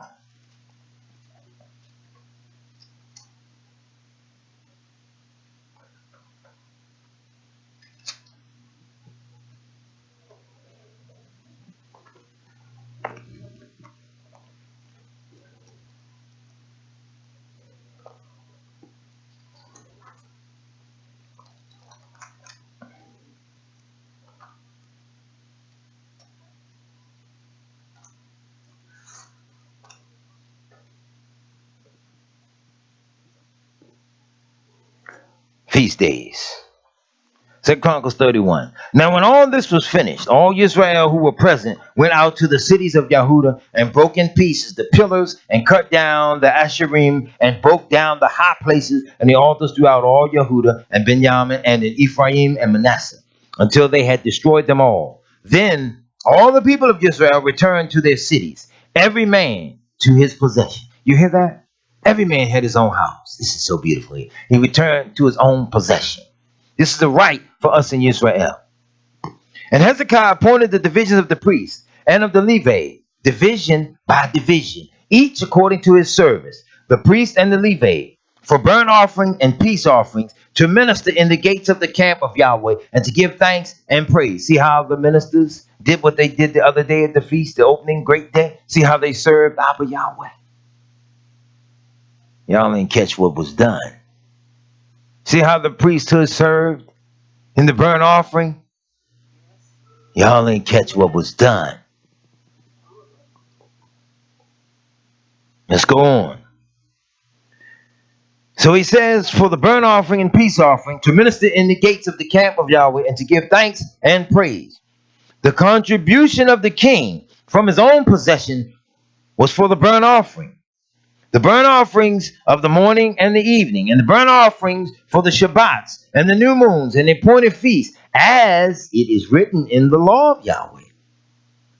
And he commanded the people who lived in Jerusalem to give the portion due to the priests and the Levite, that they might give themselves to the law of Yahweh. See how Yahweh had it set up? So he really didn't want them working. They will work for Yahweh, for the people. So there was a rule. That's what you gave for them so that they could function properly. Everybody had a duty. Everybody had a place. As soon as the command was spread abroad, the people of Israel gave in abundance. Look what they gave. The first fruits of grain, wine, oil, honey, and of all the produce of the field. And they brought in abundantly the tithe of everything. See how this worked out? They brought it in abundantly, a tenth of everything. People always around arguing about what tithing is, what it ain't, what's this, that. They brought in a tenth of everything. But now you got to watch what they did with it. And the people of Israel and Yehudah, who lived in the cities of Yehudah, also brought in the tithe of cattle and of sheep, and the tithe of the dedicated things that had been dedicated to Yahweh their Elohim, and laid them in heaps. And in the third month, they began to pile up the heaps, and finish them, listen, in the seventh month.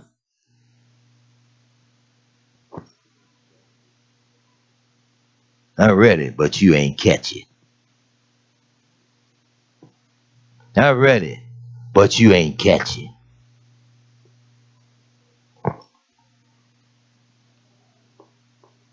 When Hezekiah and the princes came and saw the heaps, they baruched Yahweh and his people, Israel. And Hezekiah questioned the priests and the Levite about the heaps.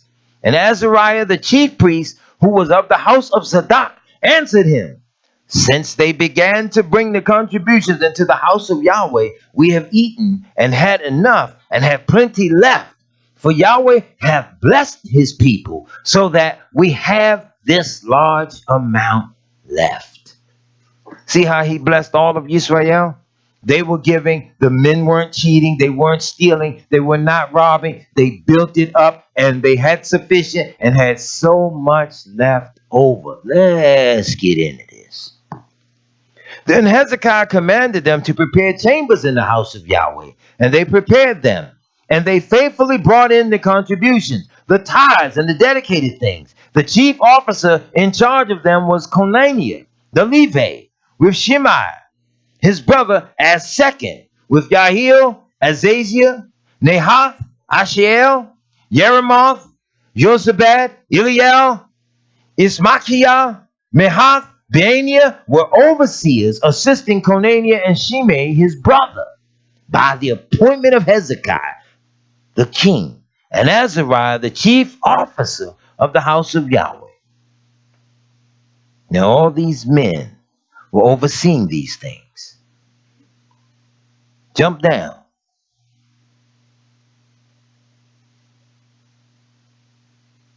And Korah, the son of Imnah, the Levite, keeper of the east gate, was over the freewill offerings of Yahweh, to appoint the contribution reserved for Yahweh and the most holy offering. See how he had to be in charge of what was appointed just for Yahweh.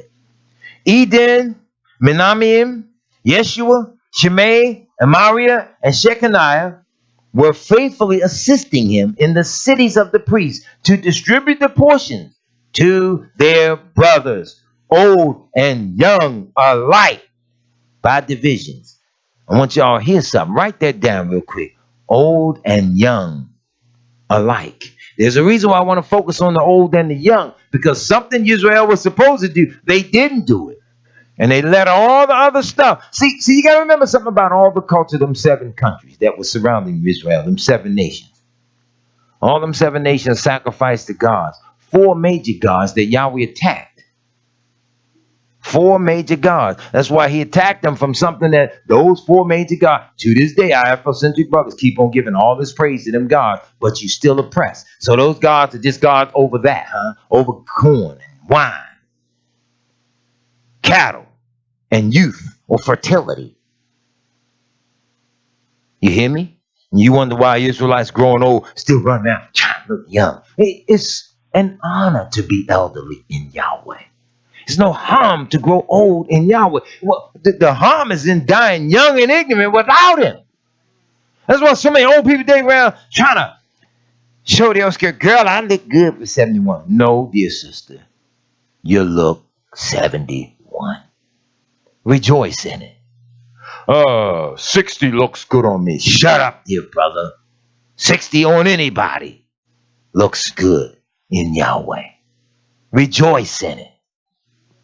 We so busy trying to stay young, like you're going to stay young forever. You want to stay young forever? Keep his commandments and live. He promises the gift of eternal life, and you're going to have to work for it. We don't never want to work for what we need.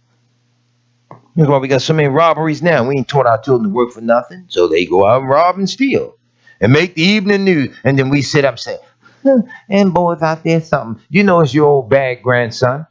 Sometimes your son. You know it's them. Don't act like you don't know. That's always the case, ain't it? That's why the folks come and stick the camera in your face all the time. Well, what happened? He was turning his life around.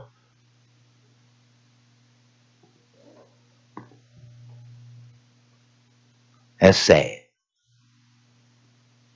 Y'all ready for this? So it says, young and old alike by division. Verse 16.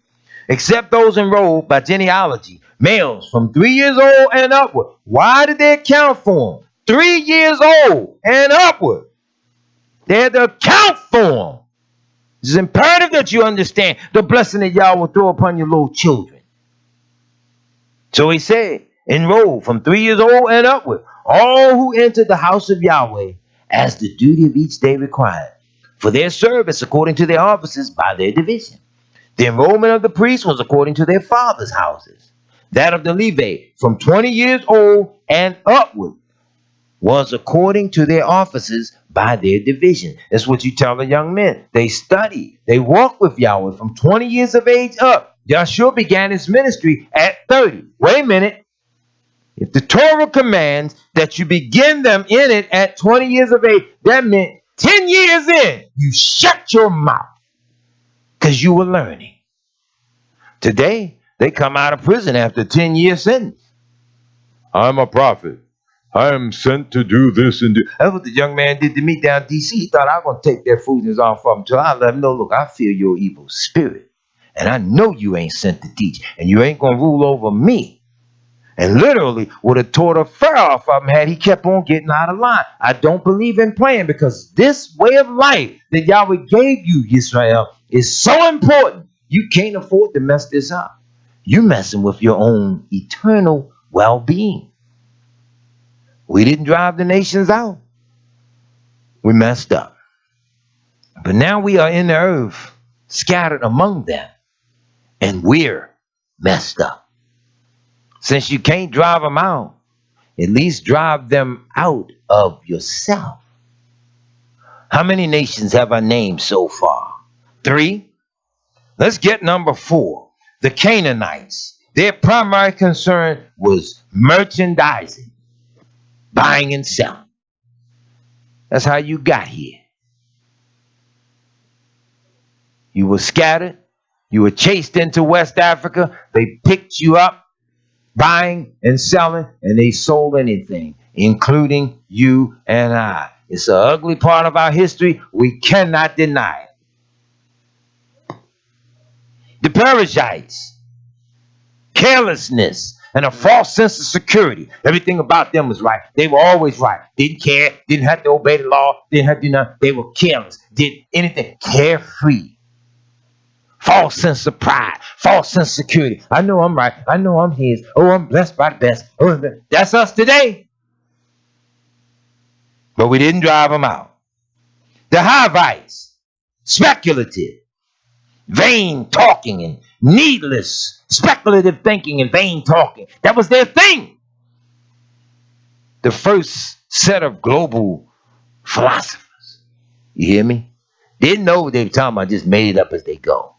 Oh man, he died. Yeah, what he died from? I don't know. What was the last thing he ate? Oh man, he ate the apple. Oh, okay. He ate the apple, he laid down, had indigestion, and died. Really? So y'all couldn't just took him? Did you roll the body over? Was he stabbed? Speculative. And that's us today. We seek their wisdom, their knowledge in the world, and all that stupid stuff is speculative now.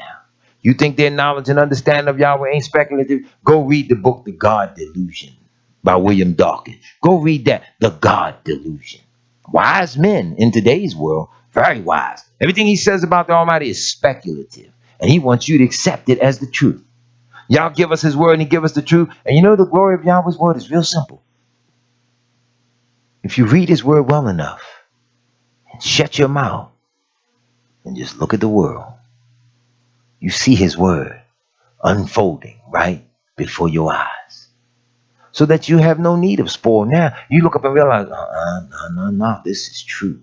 It's okay. I'm surrounded by 10 devils and they can't receive Yahweh's word. I ain't gonna keep on talking to them. I'm gonna write myself. At least now I'm driving them out from me. I ain't thinking like him. I ain't thinking like her. I ain't thinking like this one. I ain't thinking like that one. Okay, I see those Canaanite ways. I see them Amorite ways. I see them Hittite ways. I ain't thinking like, I'm going to drive that from me so that I'm pure in Yahweh. And when you get to that purity, you ain't going to be standing around like this.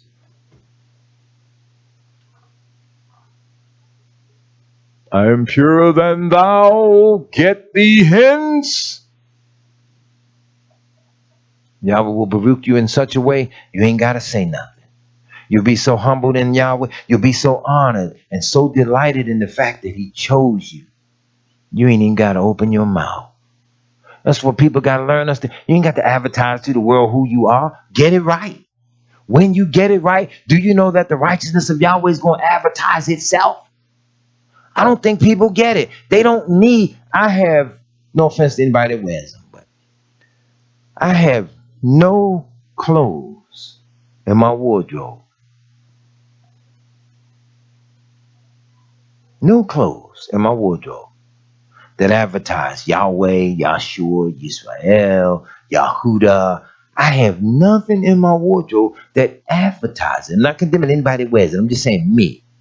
I have nothing in my wardrobe that singles me out for special attention. When you get around people, they're drinking, they're smoking, they're doing things. You're in an atmosphere, an environment at the time where you can't get away from it. You are aloof from it, and they know something different is about you. I was in an environment 2 weeks ago. A young man was smoking his weed and everything, and I looked and I put that funny look on my face. He said, "Oh, I'm sorry. You know what? Let me put this out." He didn't even know me. "Let me put this out." He put it out and walked away. So look at that. I want you all to understand the power of Yahweh. You ain't got, "Hey, man, I'm a Hebrew. I don't smell that stuff. Get over there with that." You ain't got to do that. "Is that a pork chop you eating? Get over there with that pork chop." Come on, Israel. You ain't got to advertise. He said he will put the fear and dread of you upon them. They will fear you. They won't understand. Listen, we were coming in the other day. We were getting gas. Give the woman $100 bill. I said 30 on pump number 8. Went out to put the gas in, and the woman never turned the pump on. I stood there and I waited for a few seconds. Never turned the pump on. So I came back in the store and I looked at her. I said, "Excuse me, dear lady, you never turned on pump number 8. "Huh?" So I raised my voice. You know, I got that old raspy voice in, so I raised my voice. I said, "You never turned on pump number 8. "Well, it was on." I didn't say another word. I just looked at her for a split second. I rebuked her in Yahshua's name. Turned around, went back. "You never turned it on. Lying spirit." Went right out there, did the same thing I did the first time, came right out. But I want you to understand, it was a spiritual thing. I picked it up the precise moment it happened. I picked it up the moment I put the dollar in her hand. Didn't like me. Hadn't done a thing in the world to her.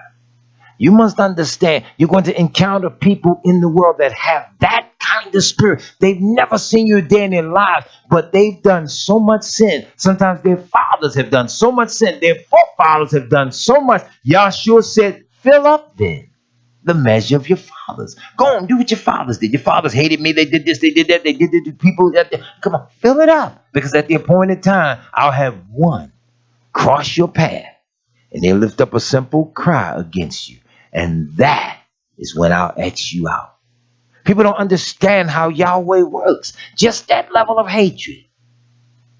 Something so small. But when we walk the face of the earth and we don't pay attention, we can't rejoice because we're not paying attention. We just in the world. Hey, not me. See me? Israel, we have to calm down and make certain that we do Yahweh's will. That is when he gives you the right to rejoice. I saw your faces during the Feast of Tabernacles, how everybody was able to rejoice. I watched you carefully. I watched everybody rejoice. The messenger of Abiyah asked Israel to remember those women. Pray for them. He said, bless them that labor with me in the glad tidings. You all had an awesome time at the Feast of Abba Yahweh? And remember the ones that labored with you. I wish we all could have went. It make no difference to me who you are. I want all of us to be able to celebrate it because that's what y'all said to do. Everybody. That's why we fought night and day to make certain the provisions for everybody so that nobody was left out. He who gave the least would be no less than he who gave the most so that everybody could celebrate. That's what y'all commands. That's when you get your blessing. You have to know the blessing ain't just in being there. The blessing is in obeying. You've obeyed all week. You've obeyed all year. You've obeyed all month. You've obeyed all day. That's where the blessing comes in. Not in the pretentious well-doing, but in the actual well-doing. And when Israel obeyed, they were blessed of Yahweh. Let's get into this. Y'all all right? So he says that they were all enrolled for the divisions and the enrollment of the priest. Verse 17. According to their fathers' houses, that of the Levite from 20 years old and upward was according to their offices and by their division. They were enrolled with all their little children, their wives, their sons, their daughters, the whole assembly, for they were faithful in keeping themselves Kodesh. That's your duty. You hear me? You got to be faithful in keeping yourselves Kodesh. For the sons of Aaron, the priests, who were in the fields of the common lands belonging to their cities, these were men in the several cities who were designated by name to distribute portions to every male among the priests and to everyone among the Levite who was enrolled. Thus Hezekiah did throughout all Yehudah, and he did what was good and right and faithful before Yahweh his Elohim. And every work that he undertook in the service of the house of Yahweh and in accordance with the Torah and the commandments, seeking his Elohim, he did with all his heart and prospered. Isn't that so beautiful? I told Yahweh, Israel, we prospered. I don't know about nobody else in the world. We prospered. That was so beautiful. And the feast ain't over. It was so beautiful. The way Yahweh blessed us to be able to simply strive to obey him. Here the king sought Yahweh. From the top down, the king sought him. The priesthood sought him. The Levites sought him. Their little families, their wives, their children, everybody sought him so that the entire nation was blessed. But we did not drive out the nations that were greater and mightier than us. They were only greater and mightier than us in evil. Your strength comes in your well-doing. Your strength comes in your complete obedience to Yahweh.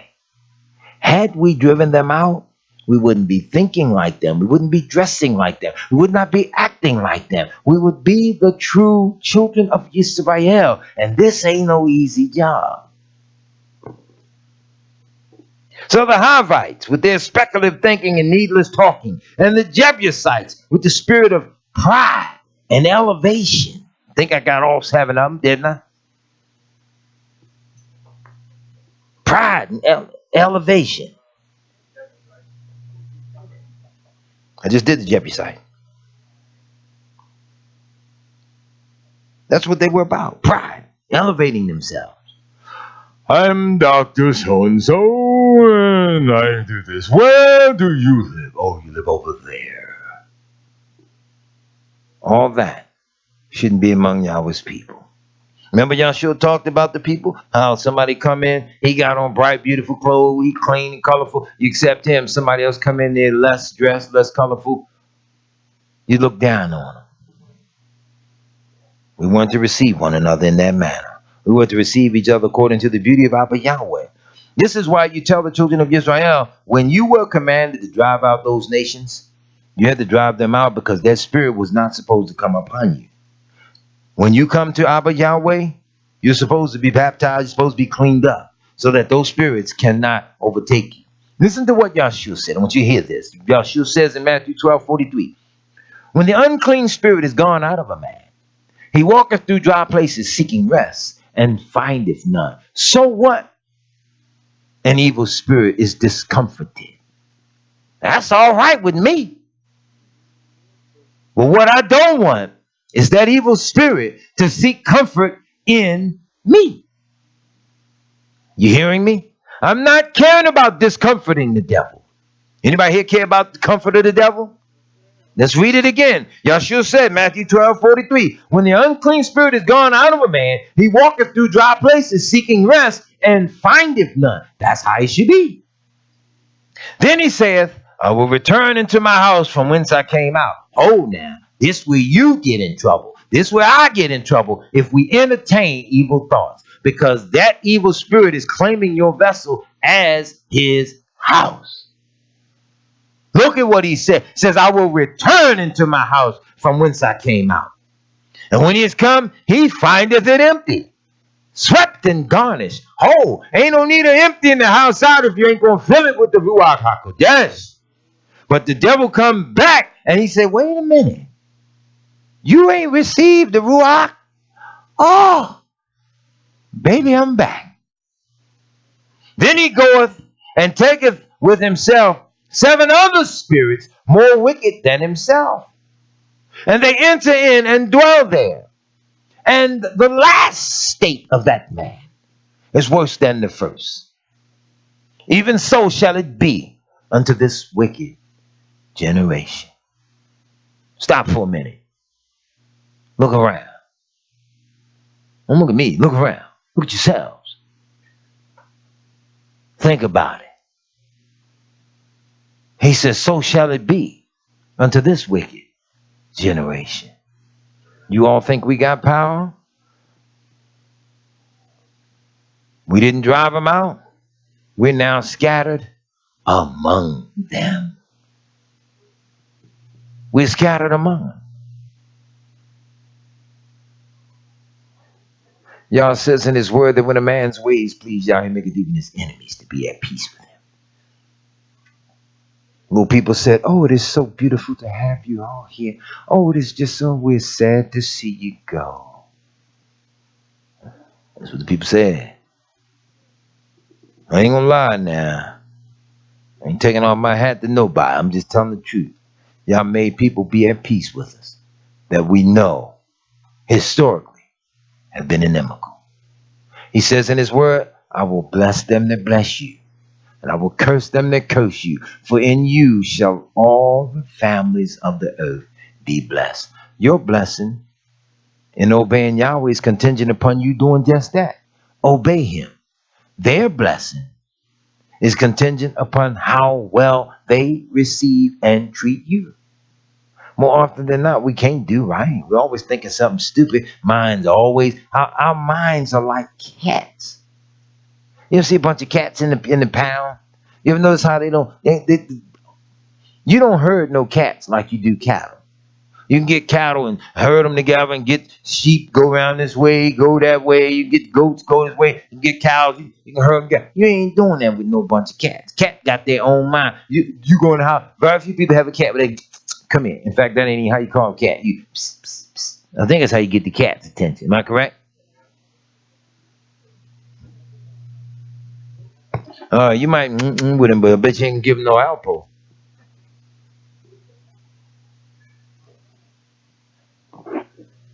But Yahweh's people, we have to check ourselves. Let's go to Psalms 44. I want to show you something. See, we have to check ourselves when we're not doing the things that the Torah commands, especially when we look up and find that they're not things of Yahweh. Because the truth is, we're not going to continue doing our own thing. And an even greater truth is, we shouldn't want to continue doing our own thing. Is that true? We shouldn't want to continue doing our own thing. I know I don't. I was young, my father would be preaching. I was a young man. And I say this to young people all the time. When you're young, that's the way of a child, but you got to teach it. The scripture even says that the rod of correction drives the folly out of the child. Everything ain't always a beating, okay? Everything ain't always just physically beating on your child. Sometimes you got to just grab your child and talk to him. You ever heard your parent? How many of y'all ever heard the conversation? Conversation start off with 2 words. Your mother ever had that conversation? You know them 2 words. Now look. 2 words. You know it's coming now. Ain't that how it go? Now look. We're going in this market. Don't you touch nothing. Don't you be running around. Don't you be up and down a while. Don't be asking for nothing because you ain't getting nothing but what we deserve. You remember that type of conversation? Well, parents don't have that conversation with the children today. Conversations are always, stop it, boo-boo. Oh, oh boy. I don't find Yahweh having that conversation with Israel. He is a father. He is a loving father. But I want y'all to hear something, because I say now, this is what we got to do. Oh, Yahweh, we have heard with our ears. Our fathers have told us what deeds you performed in their days, in the days of old. You, with your own mighty hand, drove out the nations, but them you planted. You afflicted the peoples, but them you set free. See, I keep making the distinction between the nations and Israel. See what he says in Psalm 44?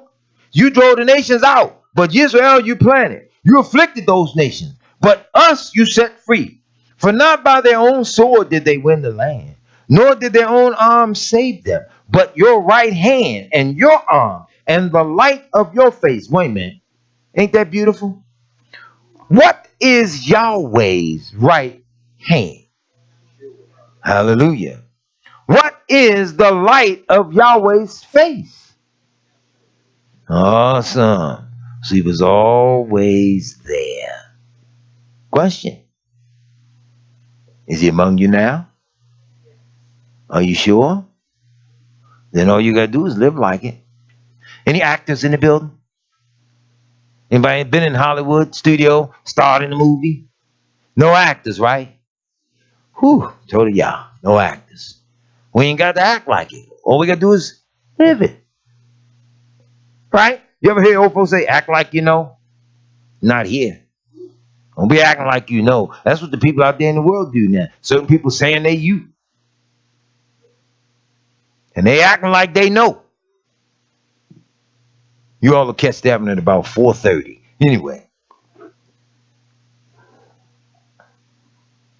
He says, for not by their own sword did they win the land, nor did their own arm save them, but your right hand and your arm and the light of your face, for you delighted in them. You are my king, O Yahweh. Ordained salvation for Jacob. Through you, we push down our enemies. Through your name, we tread down those who rise up against us. For not in my bow do I trust, nor can my sword save me. But you have saved us from our foes, and have put to shame those who hate us.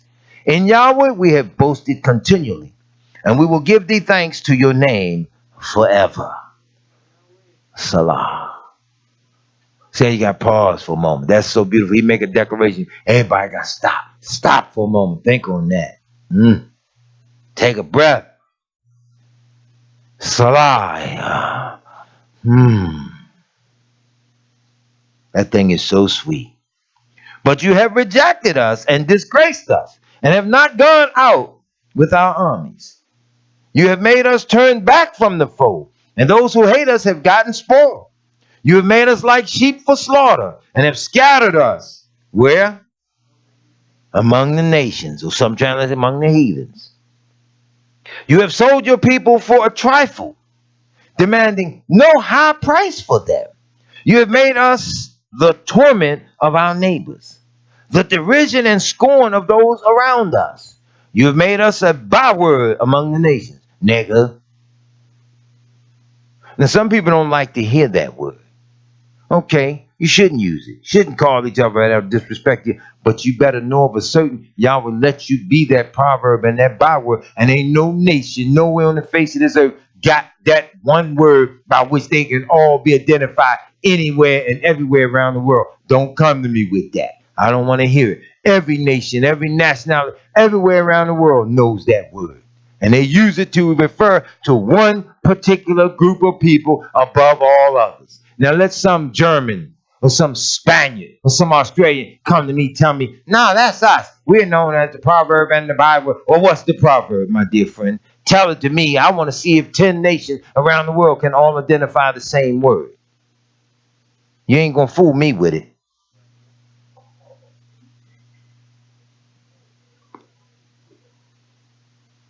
You have made us a byword among the nations, a laughing stock among the people. Ain't that what they get you to do? You ain't going to sell unless you're a comedian. You ain't going to sell unless you're a basketball player. You ain't going to excel unless you're an actress or a singer. Shake it, baby. All that. Got to take off all your clothes, even your drawers, just to be successful. Make nothing out of you before the world and your children come up desiring to be that. The next Beyonce. All day long, my disgrace is before me, and shame has covered my face. At the sound of the taunter and the reveler, at the sight of the enemy and the avenger, that's all we see. All this has come upon us, though we have not forgotten you, and we have not been false to your covenant. Our heart has not turned back, nor have our steps departed from your way. Yet you have broken us in the place of jackals, and covered us with the shadow of death.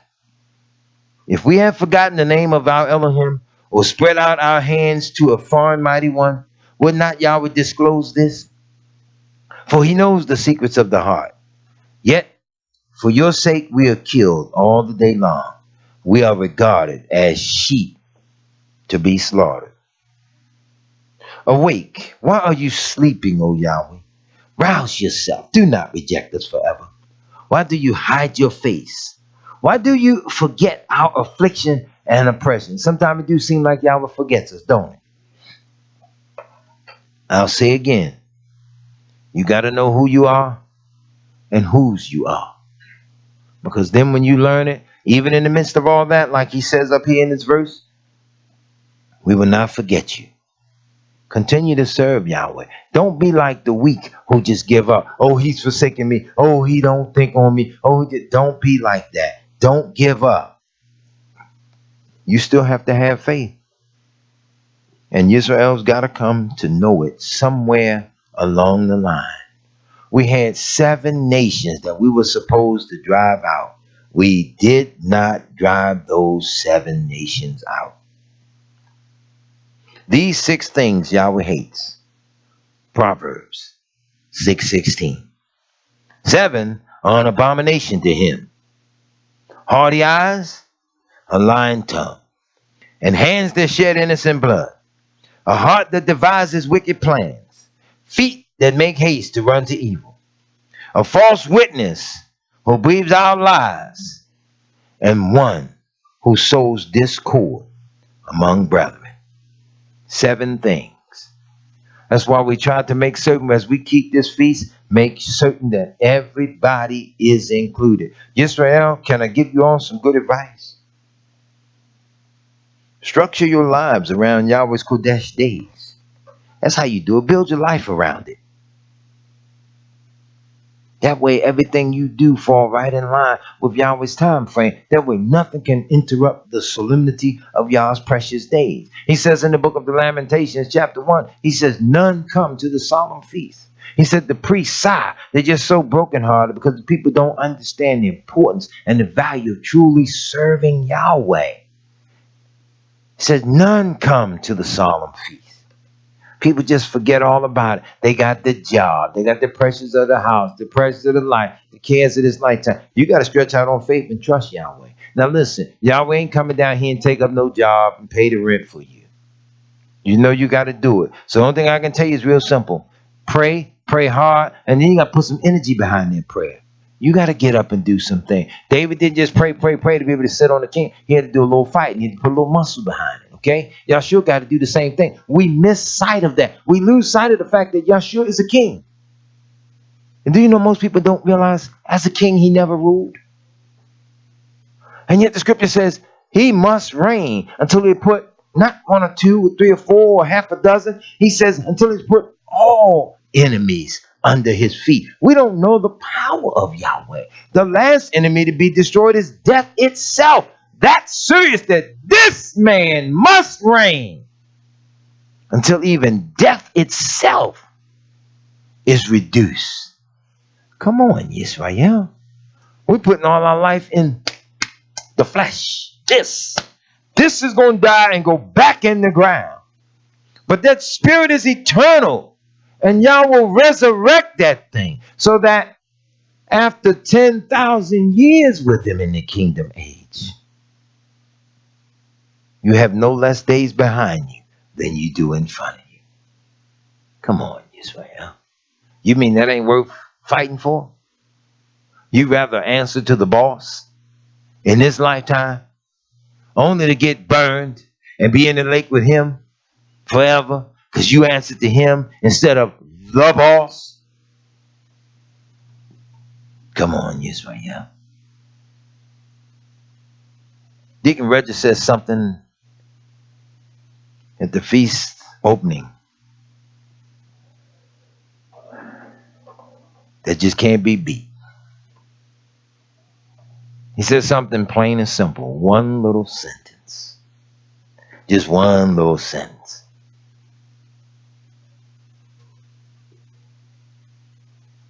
He said the kingdom of Yahweh is like no other.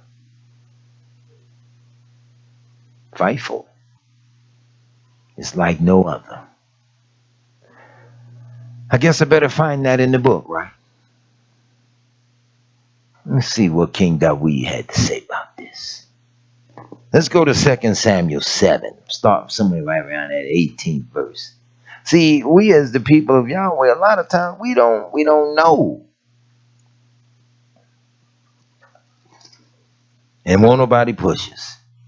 2 Samuel 7:18. Listen to this. Listen to how this man has a conversation with himself, with Yahweh, and with you and I, though we were not standing there. Listen to this. Then King Dawid went in and sat before Yahweh and said, who am I, O Yahweh Elohim? And what is my house that thou hast brought me this far? You know what? That was the first thing I said at the opening of the Feast of Tabernacles. I sat down.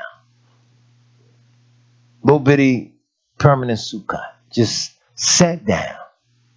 I had never been up to the big house, whatever you call it, the mini mansion, whatever it was. I had never been there. I had never laid eyes on it. Hadn't been in there. Just the little one that I was able to get in. A little special place to go in and sit up there and pray and read the scriptures. And just thank Yahweh for just that little one. Told Yahweh that he would Baruch from one end of Yahweh's feast to the closing of it. Make everybody happy. Make them cry. Show them the beauty of what you have done for us and intend to do. And that's the first thing came to my mind. Who am I that you've even brought me this far? I was coming here this morning. I drove past a little sanctuary we used to have. Little bitty place. Just one little bitty room. One teeny little room. One little restroom. Can't call it a bathroom. There's no bathtub in there. Just a restroom. Sink and a toilet. And as I drove past it this morning, I looked at it. And I reminded my Ishah, that little bitty place. And I told it Yahweh, even for that. A lot of times people, they want great, grand edifice. They want big things. They want the best of everything. And they don't even thank Yahweh for the small thing. Little bitty sanctuary like this right here. Little bitty place. I come here and thank Yahweh for it every time I step foot in here. We want the best of everything. You really want the best of both worlds?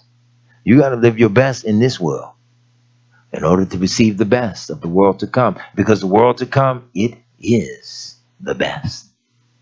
That's why I try to get Israel to see and to understand. It matters not to me what the governments of this earth do. It matters not. See, you got messengers today that don't believe that there is a conspiracy to destroy Israel. They don't believe it today. They really think that they're going to be in the earth and sing and praise and shout. And if you ever really press up on them, they don't even have an answer as to how all this is going to fold up. They have no answer as to how it's going to end. But here's where it gets interesting. As I said before, I say again. The governments of the earth know. And they out quietly from one end of the earth to the other, searching for Yahweh's people. If this is fairy tales, if this is false, if this is lies, if there ain't nothing to it, why are you on edge? You hear what I'm saying? See, things like Al-Qaeda, ISIS mean nothing to me. So why am I on edge? They created those things. They built it up and busted it down. So then they do the same here, and people don't recognize when it's unfolding. People in America are going to get a chance to know what it's like for people over in other countries that have lived with continued shootings and bombings and killings and things. People here going to get a taste of knowing what that's like too. You're already on edge now, truth be told. Most people scared to go to a mall because you never know when somebody going to break out and shoot you in the mall. That's why I can't understand why so many Israelites always got to be out boo-boo at her prom. Boogie boot. Now it's real interesting. They don't announce Boo Boo when they go up Hagerstown to see him in prison, though. No offense to anybody with relatives like to be, but if you notice, they put the daughter out there in her little prom dress, little mini skirt, and all that. Got to make sure the booty's shown. No. I'm sorry. This is the picture they like. Tell me I'm lying. Every woman got to turn her backside to the camera.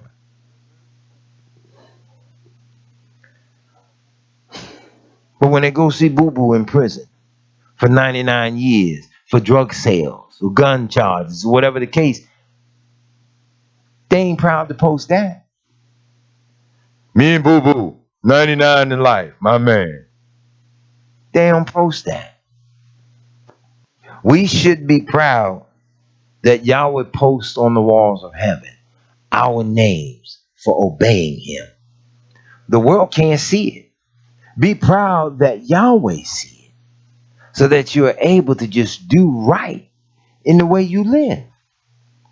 So David said, who am I that you brought me this far? And this was yet a small thing in your sight, O Yahweh. Man, you mean he's going to do something greater? And yet this was a small thing in your sight, O Yahweh Elohim. But you have spoken also of your servant's house for a great while to come. And is this the manner of man, O Yahweh Elohim? In other words, you spoken of my house for a great while to come. This the type of man, meaning you got one man. Well, I will never lack a man sitting on the throne. For once he come, he gonna be there. Whew. What can David say more unto you? For you, Yahweh Elohim, knowest your servant. For thy word's sake, according to thine own heart, hast thou done all these great things to make thy servant know them. For which cause you are great, O Yahweh Elohim. For there is none like thee, neither is there any Elohim beside thee, according to all that we have heard with our ears. I say again, the kingdom of Yahweh is like no other. And what one nation in the earth is like thy people, like Israel, whom Yahweh went to redeem? Was it the Chinese? Was it the Japanese? Was it the Frenchman? Was it the German? A la Britain, or however they want to call themselves. They gonna do to me. The fake accent and all of I think they never mind. That's personal. Anyway.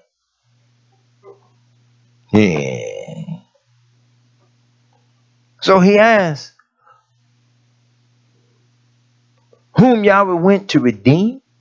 Who's like unto Israel, the nation whom Yahweh went to redeem, for people to himself, and to make him a name, and to do you great things and terrible in the land before your people, which you redeem. to yourself from Egypt, from the nations and their gods. Who did Yahweh bring forward like that? For thou hast confirmed to thyself your people Yisrael to be a people unto you forever. And you, Yahweh Elohim, art become their Elohim. And now, O Yahweh Elohim, the word that thou hast spoken concerning thy servant and concerning his house, establish it forever, and do as thou hast said. Did Yahweh not say that that's what he was going to do? He said he was going to do it. But we, the children of Israel, face the reality, y'all. We didn't obey Yahweh. Let's go back to Deuteronomy chapter 7 as I begin to wrap this up. I want to tell you, Israel, one thing we have to know. Make a vow to Yahweh, because, see, we cannot continue to remain weak and immature when it comes to the spiritual things of Yahweh. You can't stay weak and immature forever.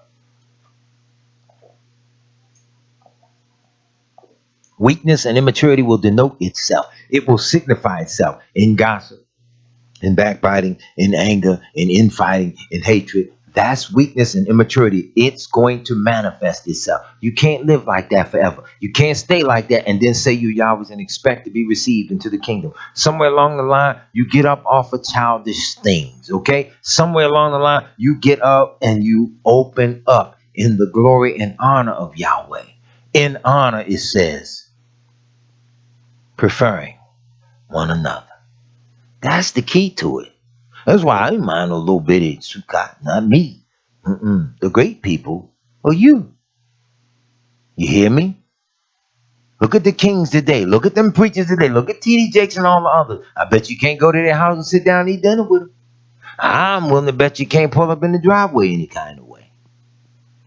You read up in the book today, we saw how those priests, they were living among Israel right there in them cities where they were responsible for things. They had duties. That's why I say now all that old frolicking, laughing and giggling. Your role in Yahweh is so intense. You ain't got time for all that old laughing and giggling stuff, because your laughter, your joy, and your delight in Yahweh, all that come in due time. It all come in due time. And even with Yahweh, you gotta earn it. You gotta earn it. You see what I'm saying? That's what Israel doesn't want to do. Let's go back, Deuteronomy 7. Verse 10. He said he would keep his covenant with them up to 1,000 generations, and repayeth them that hate him to their face, to destroy them. He will not be slack. To him that hateth him, he will repay him to his face. And you shall keep the commandments and statutes and judgments which I command you this day to do them. For which cause it shall come to pass, if you hearken to these judgments and keep and do them, that Yahweh your Elohim shall keep unto you the covenant and mercy which he sware unto your fathers. He will love you and bless you and multiply you. He will also bless the fruit of your womb. That's your youth. Ashtaroth had everything in the world to do with youth. Goddess of fertility. Everybody kept praying. They wanted the babies, all that stuff down in there. Yahweh was throwing shade. I'm going to say that again. At the main gods. Went right at the Canaanite way of life first. Because they were the strongest. They were dead center. They were smack dab in the middle of it. And Israel slept on that. So he says, and the fruit of your land, and your grain, and your corn, or your grain, that's Dagon. They had the God, he was the God of the resources of the land and all that other stuff. They worship Dagon. Well, you can't tell us nothing today. And of your wine, they worship Tirosh, so that they understood there was a God over all this stuff. No, Yahweh was above it all. That's why he told Israel, he named them 4 things.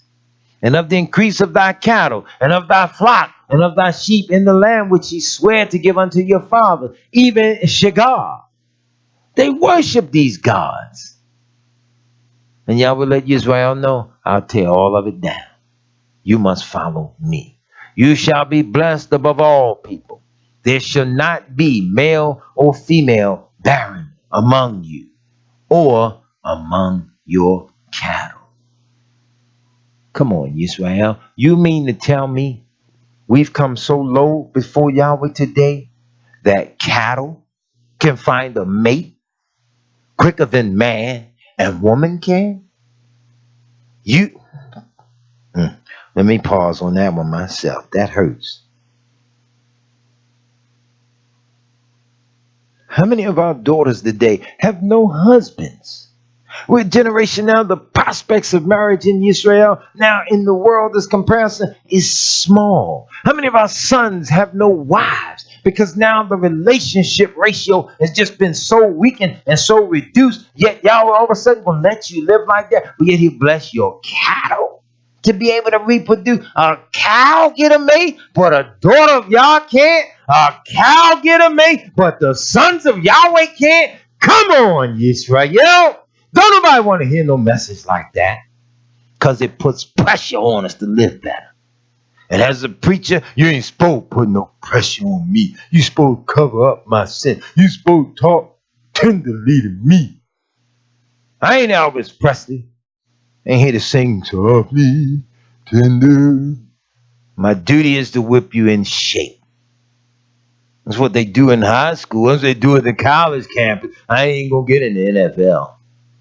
But a good coach, he at least coach him. They bring home the championship. They throw the Gatorade on him. Good job, coach. Right? Y'all were told Noah, good job. And get in the boat. And he himself locked the door. He put 7 little sheep in front of him. And then saved those sheep of the earth and the cows and other animals. And put them on board. And everything on the face of the earth, the book says, trembled and feared, because even those that survived thought that Yahweh was going to destroy even them. We in the earth today now, Yisrael. Yahweh give us the ability to rejoice, but we choose not to. Write these scriptures down. Psalm 78 tells an interesting tale. And I don't mean in the sense of tall tales. It tells the story of how Israel kept sinning and transgressed against Abba Yahweh. Write this down. The book of Nehemiah. Nehemiah chapter 9, beginning right around that 6th verse on down to verse 38.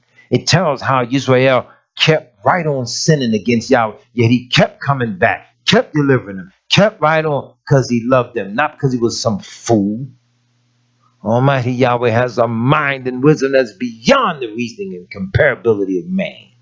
And we still keep right on playing with him. Israel, I don't care whether you believe this or not.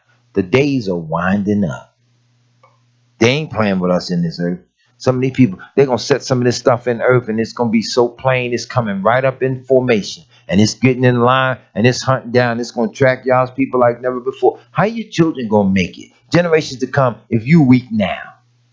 If you slew-footed now, and if you spiritually retarded now, how your children coming behind you gonna make it? If you really have nothing to say to them to encourage them in the way, how you gonna make it? My father said to me many years ago, he said, well, one thing about preaching, I'm thinking he gonna make a major point about preaching. He said, well, and this was interesting about the conversation. It was in the Shabbat. During break time, we waiting, the sisters were preparing the meal. We sitting down just having basic conversation about a particular point over here. And in the midst of the point, my father switched the conversation to a point over here. And that's what made it so interesting. We talking about this, that, and the other, and he go into something else. Well, one thing about preaching, you're going to have it a lot rougher and a lot harder than I did.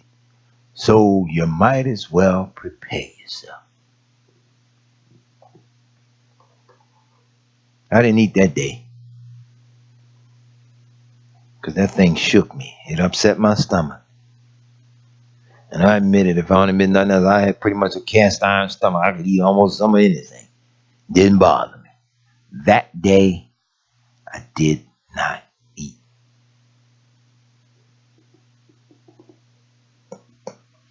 And I understand what he meant now, boy, because it ain't easy dealing with the people who really think they know but don't know. It ain't easy dealing with the people who think they got it but don't have it. It ain't easy dealing with the people who say they are but are not. It's not easy when you love people that really don't love you back.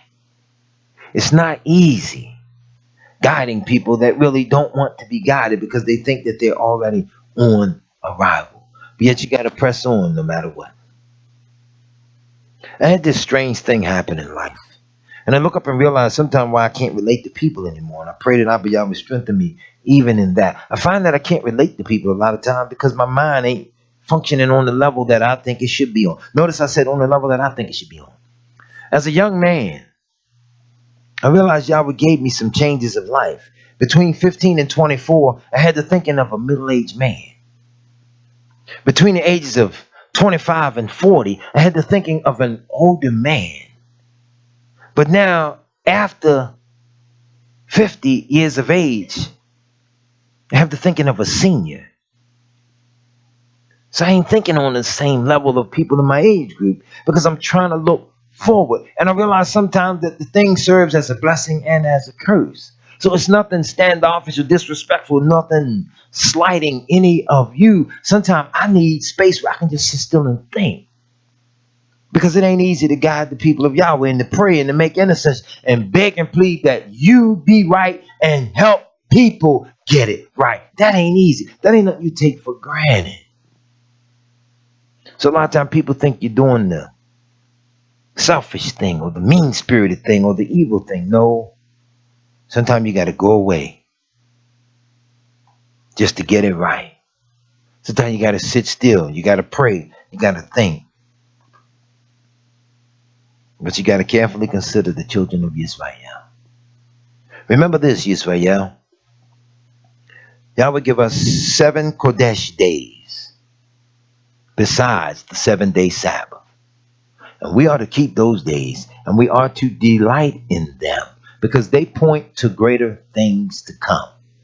And though we had to grapple with 7 nations greater and mightier than ourselves, it was only in the earthly sense. Because we can do all things through Yahshua HaMashiach who strengthens us. Therefore, there are no nations greater and mightier than yourselves when you know who you are and whose you are. We're in captivity today because we never cast out those 7 great nations. And now we are in captivity. We are encircled by all those nations. And all those evil spirits hover around our doorsteps. They hover over us in our sleep. They hover over us on our jobs, in our neighborhoods, as we drive along because we are not cognizant of what type of spirits are in this earth.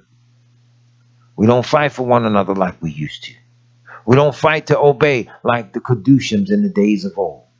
Just remember, Yisrael, the book of Yahudah says, let us contend earnestly for the faith that was once delivered to the Kedushim of old.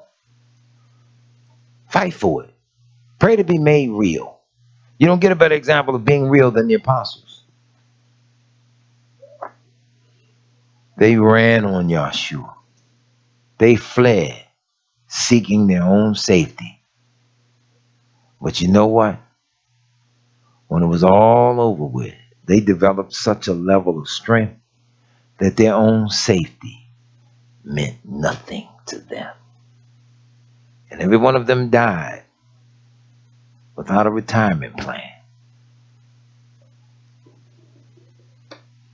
Yet they have the greatest benefits in all the universe.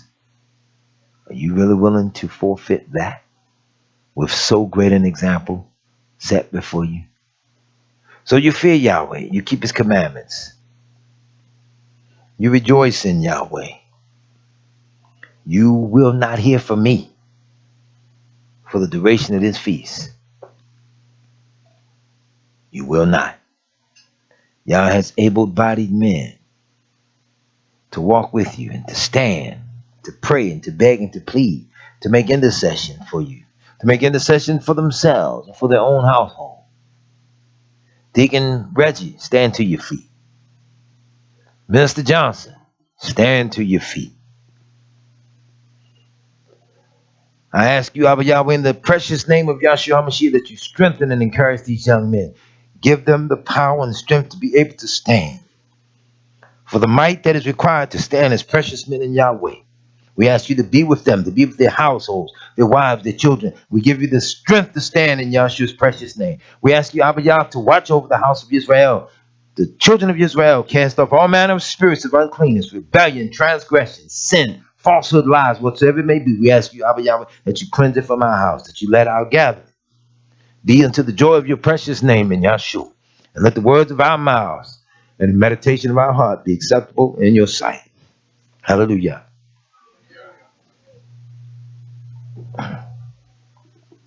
Shabbat Shalom, Yisrael.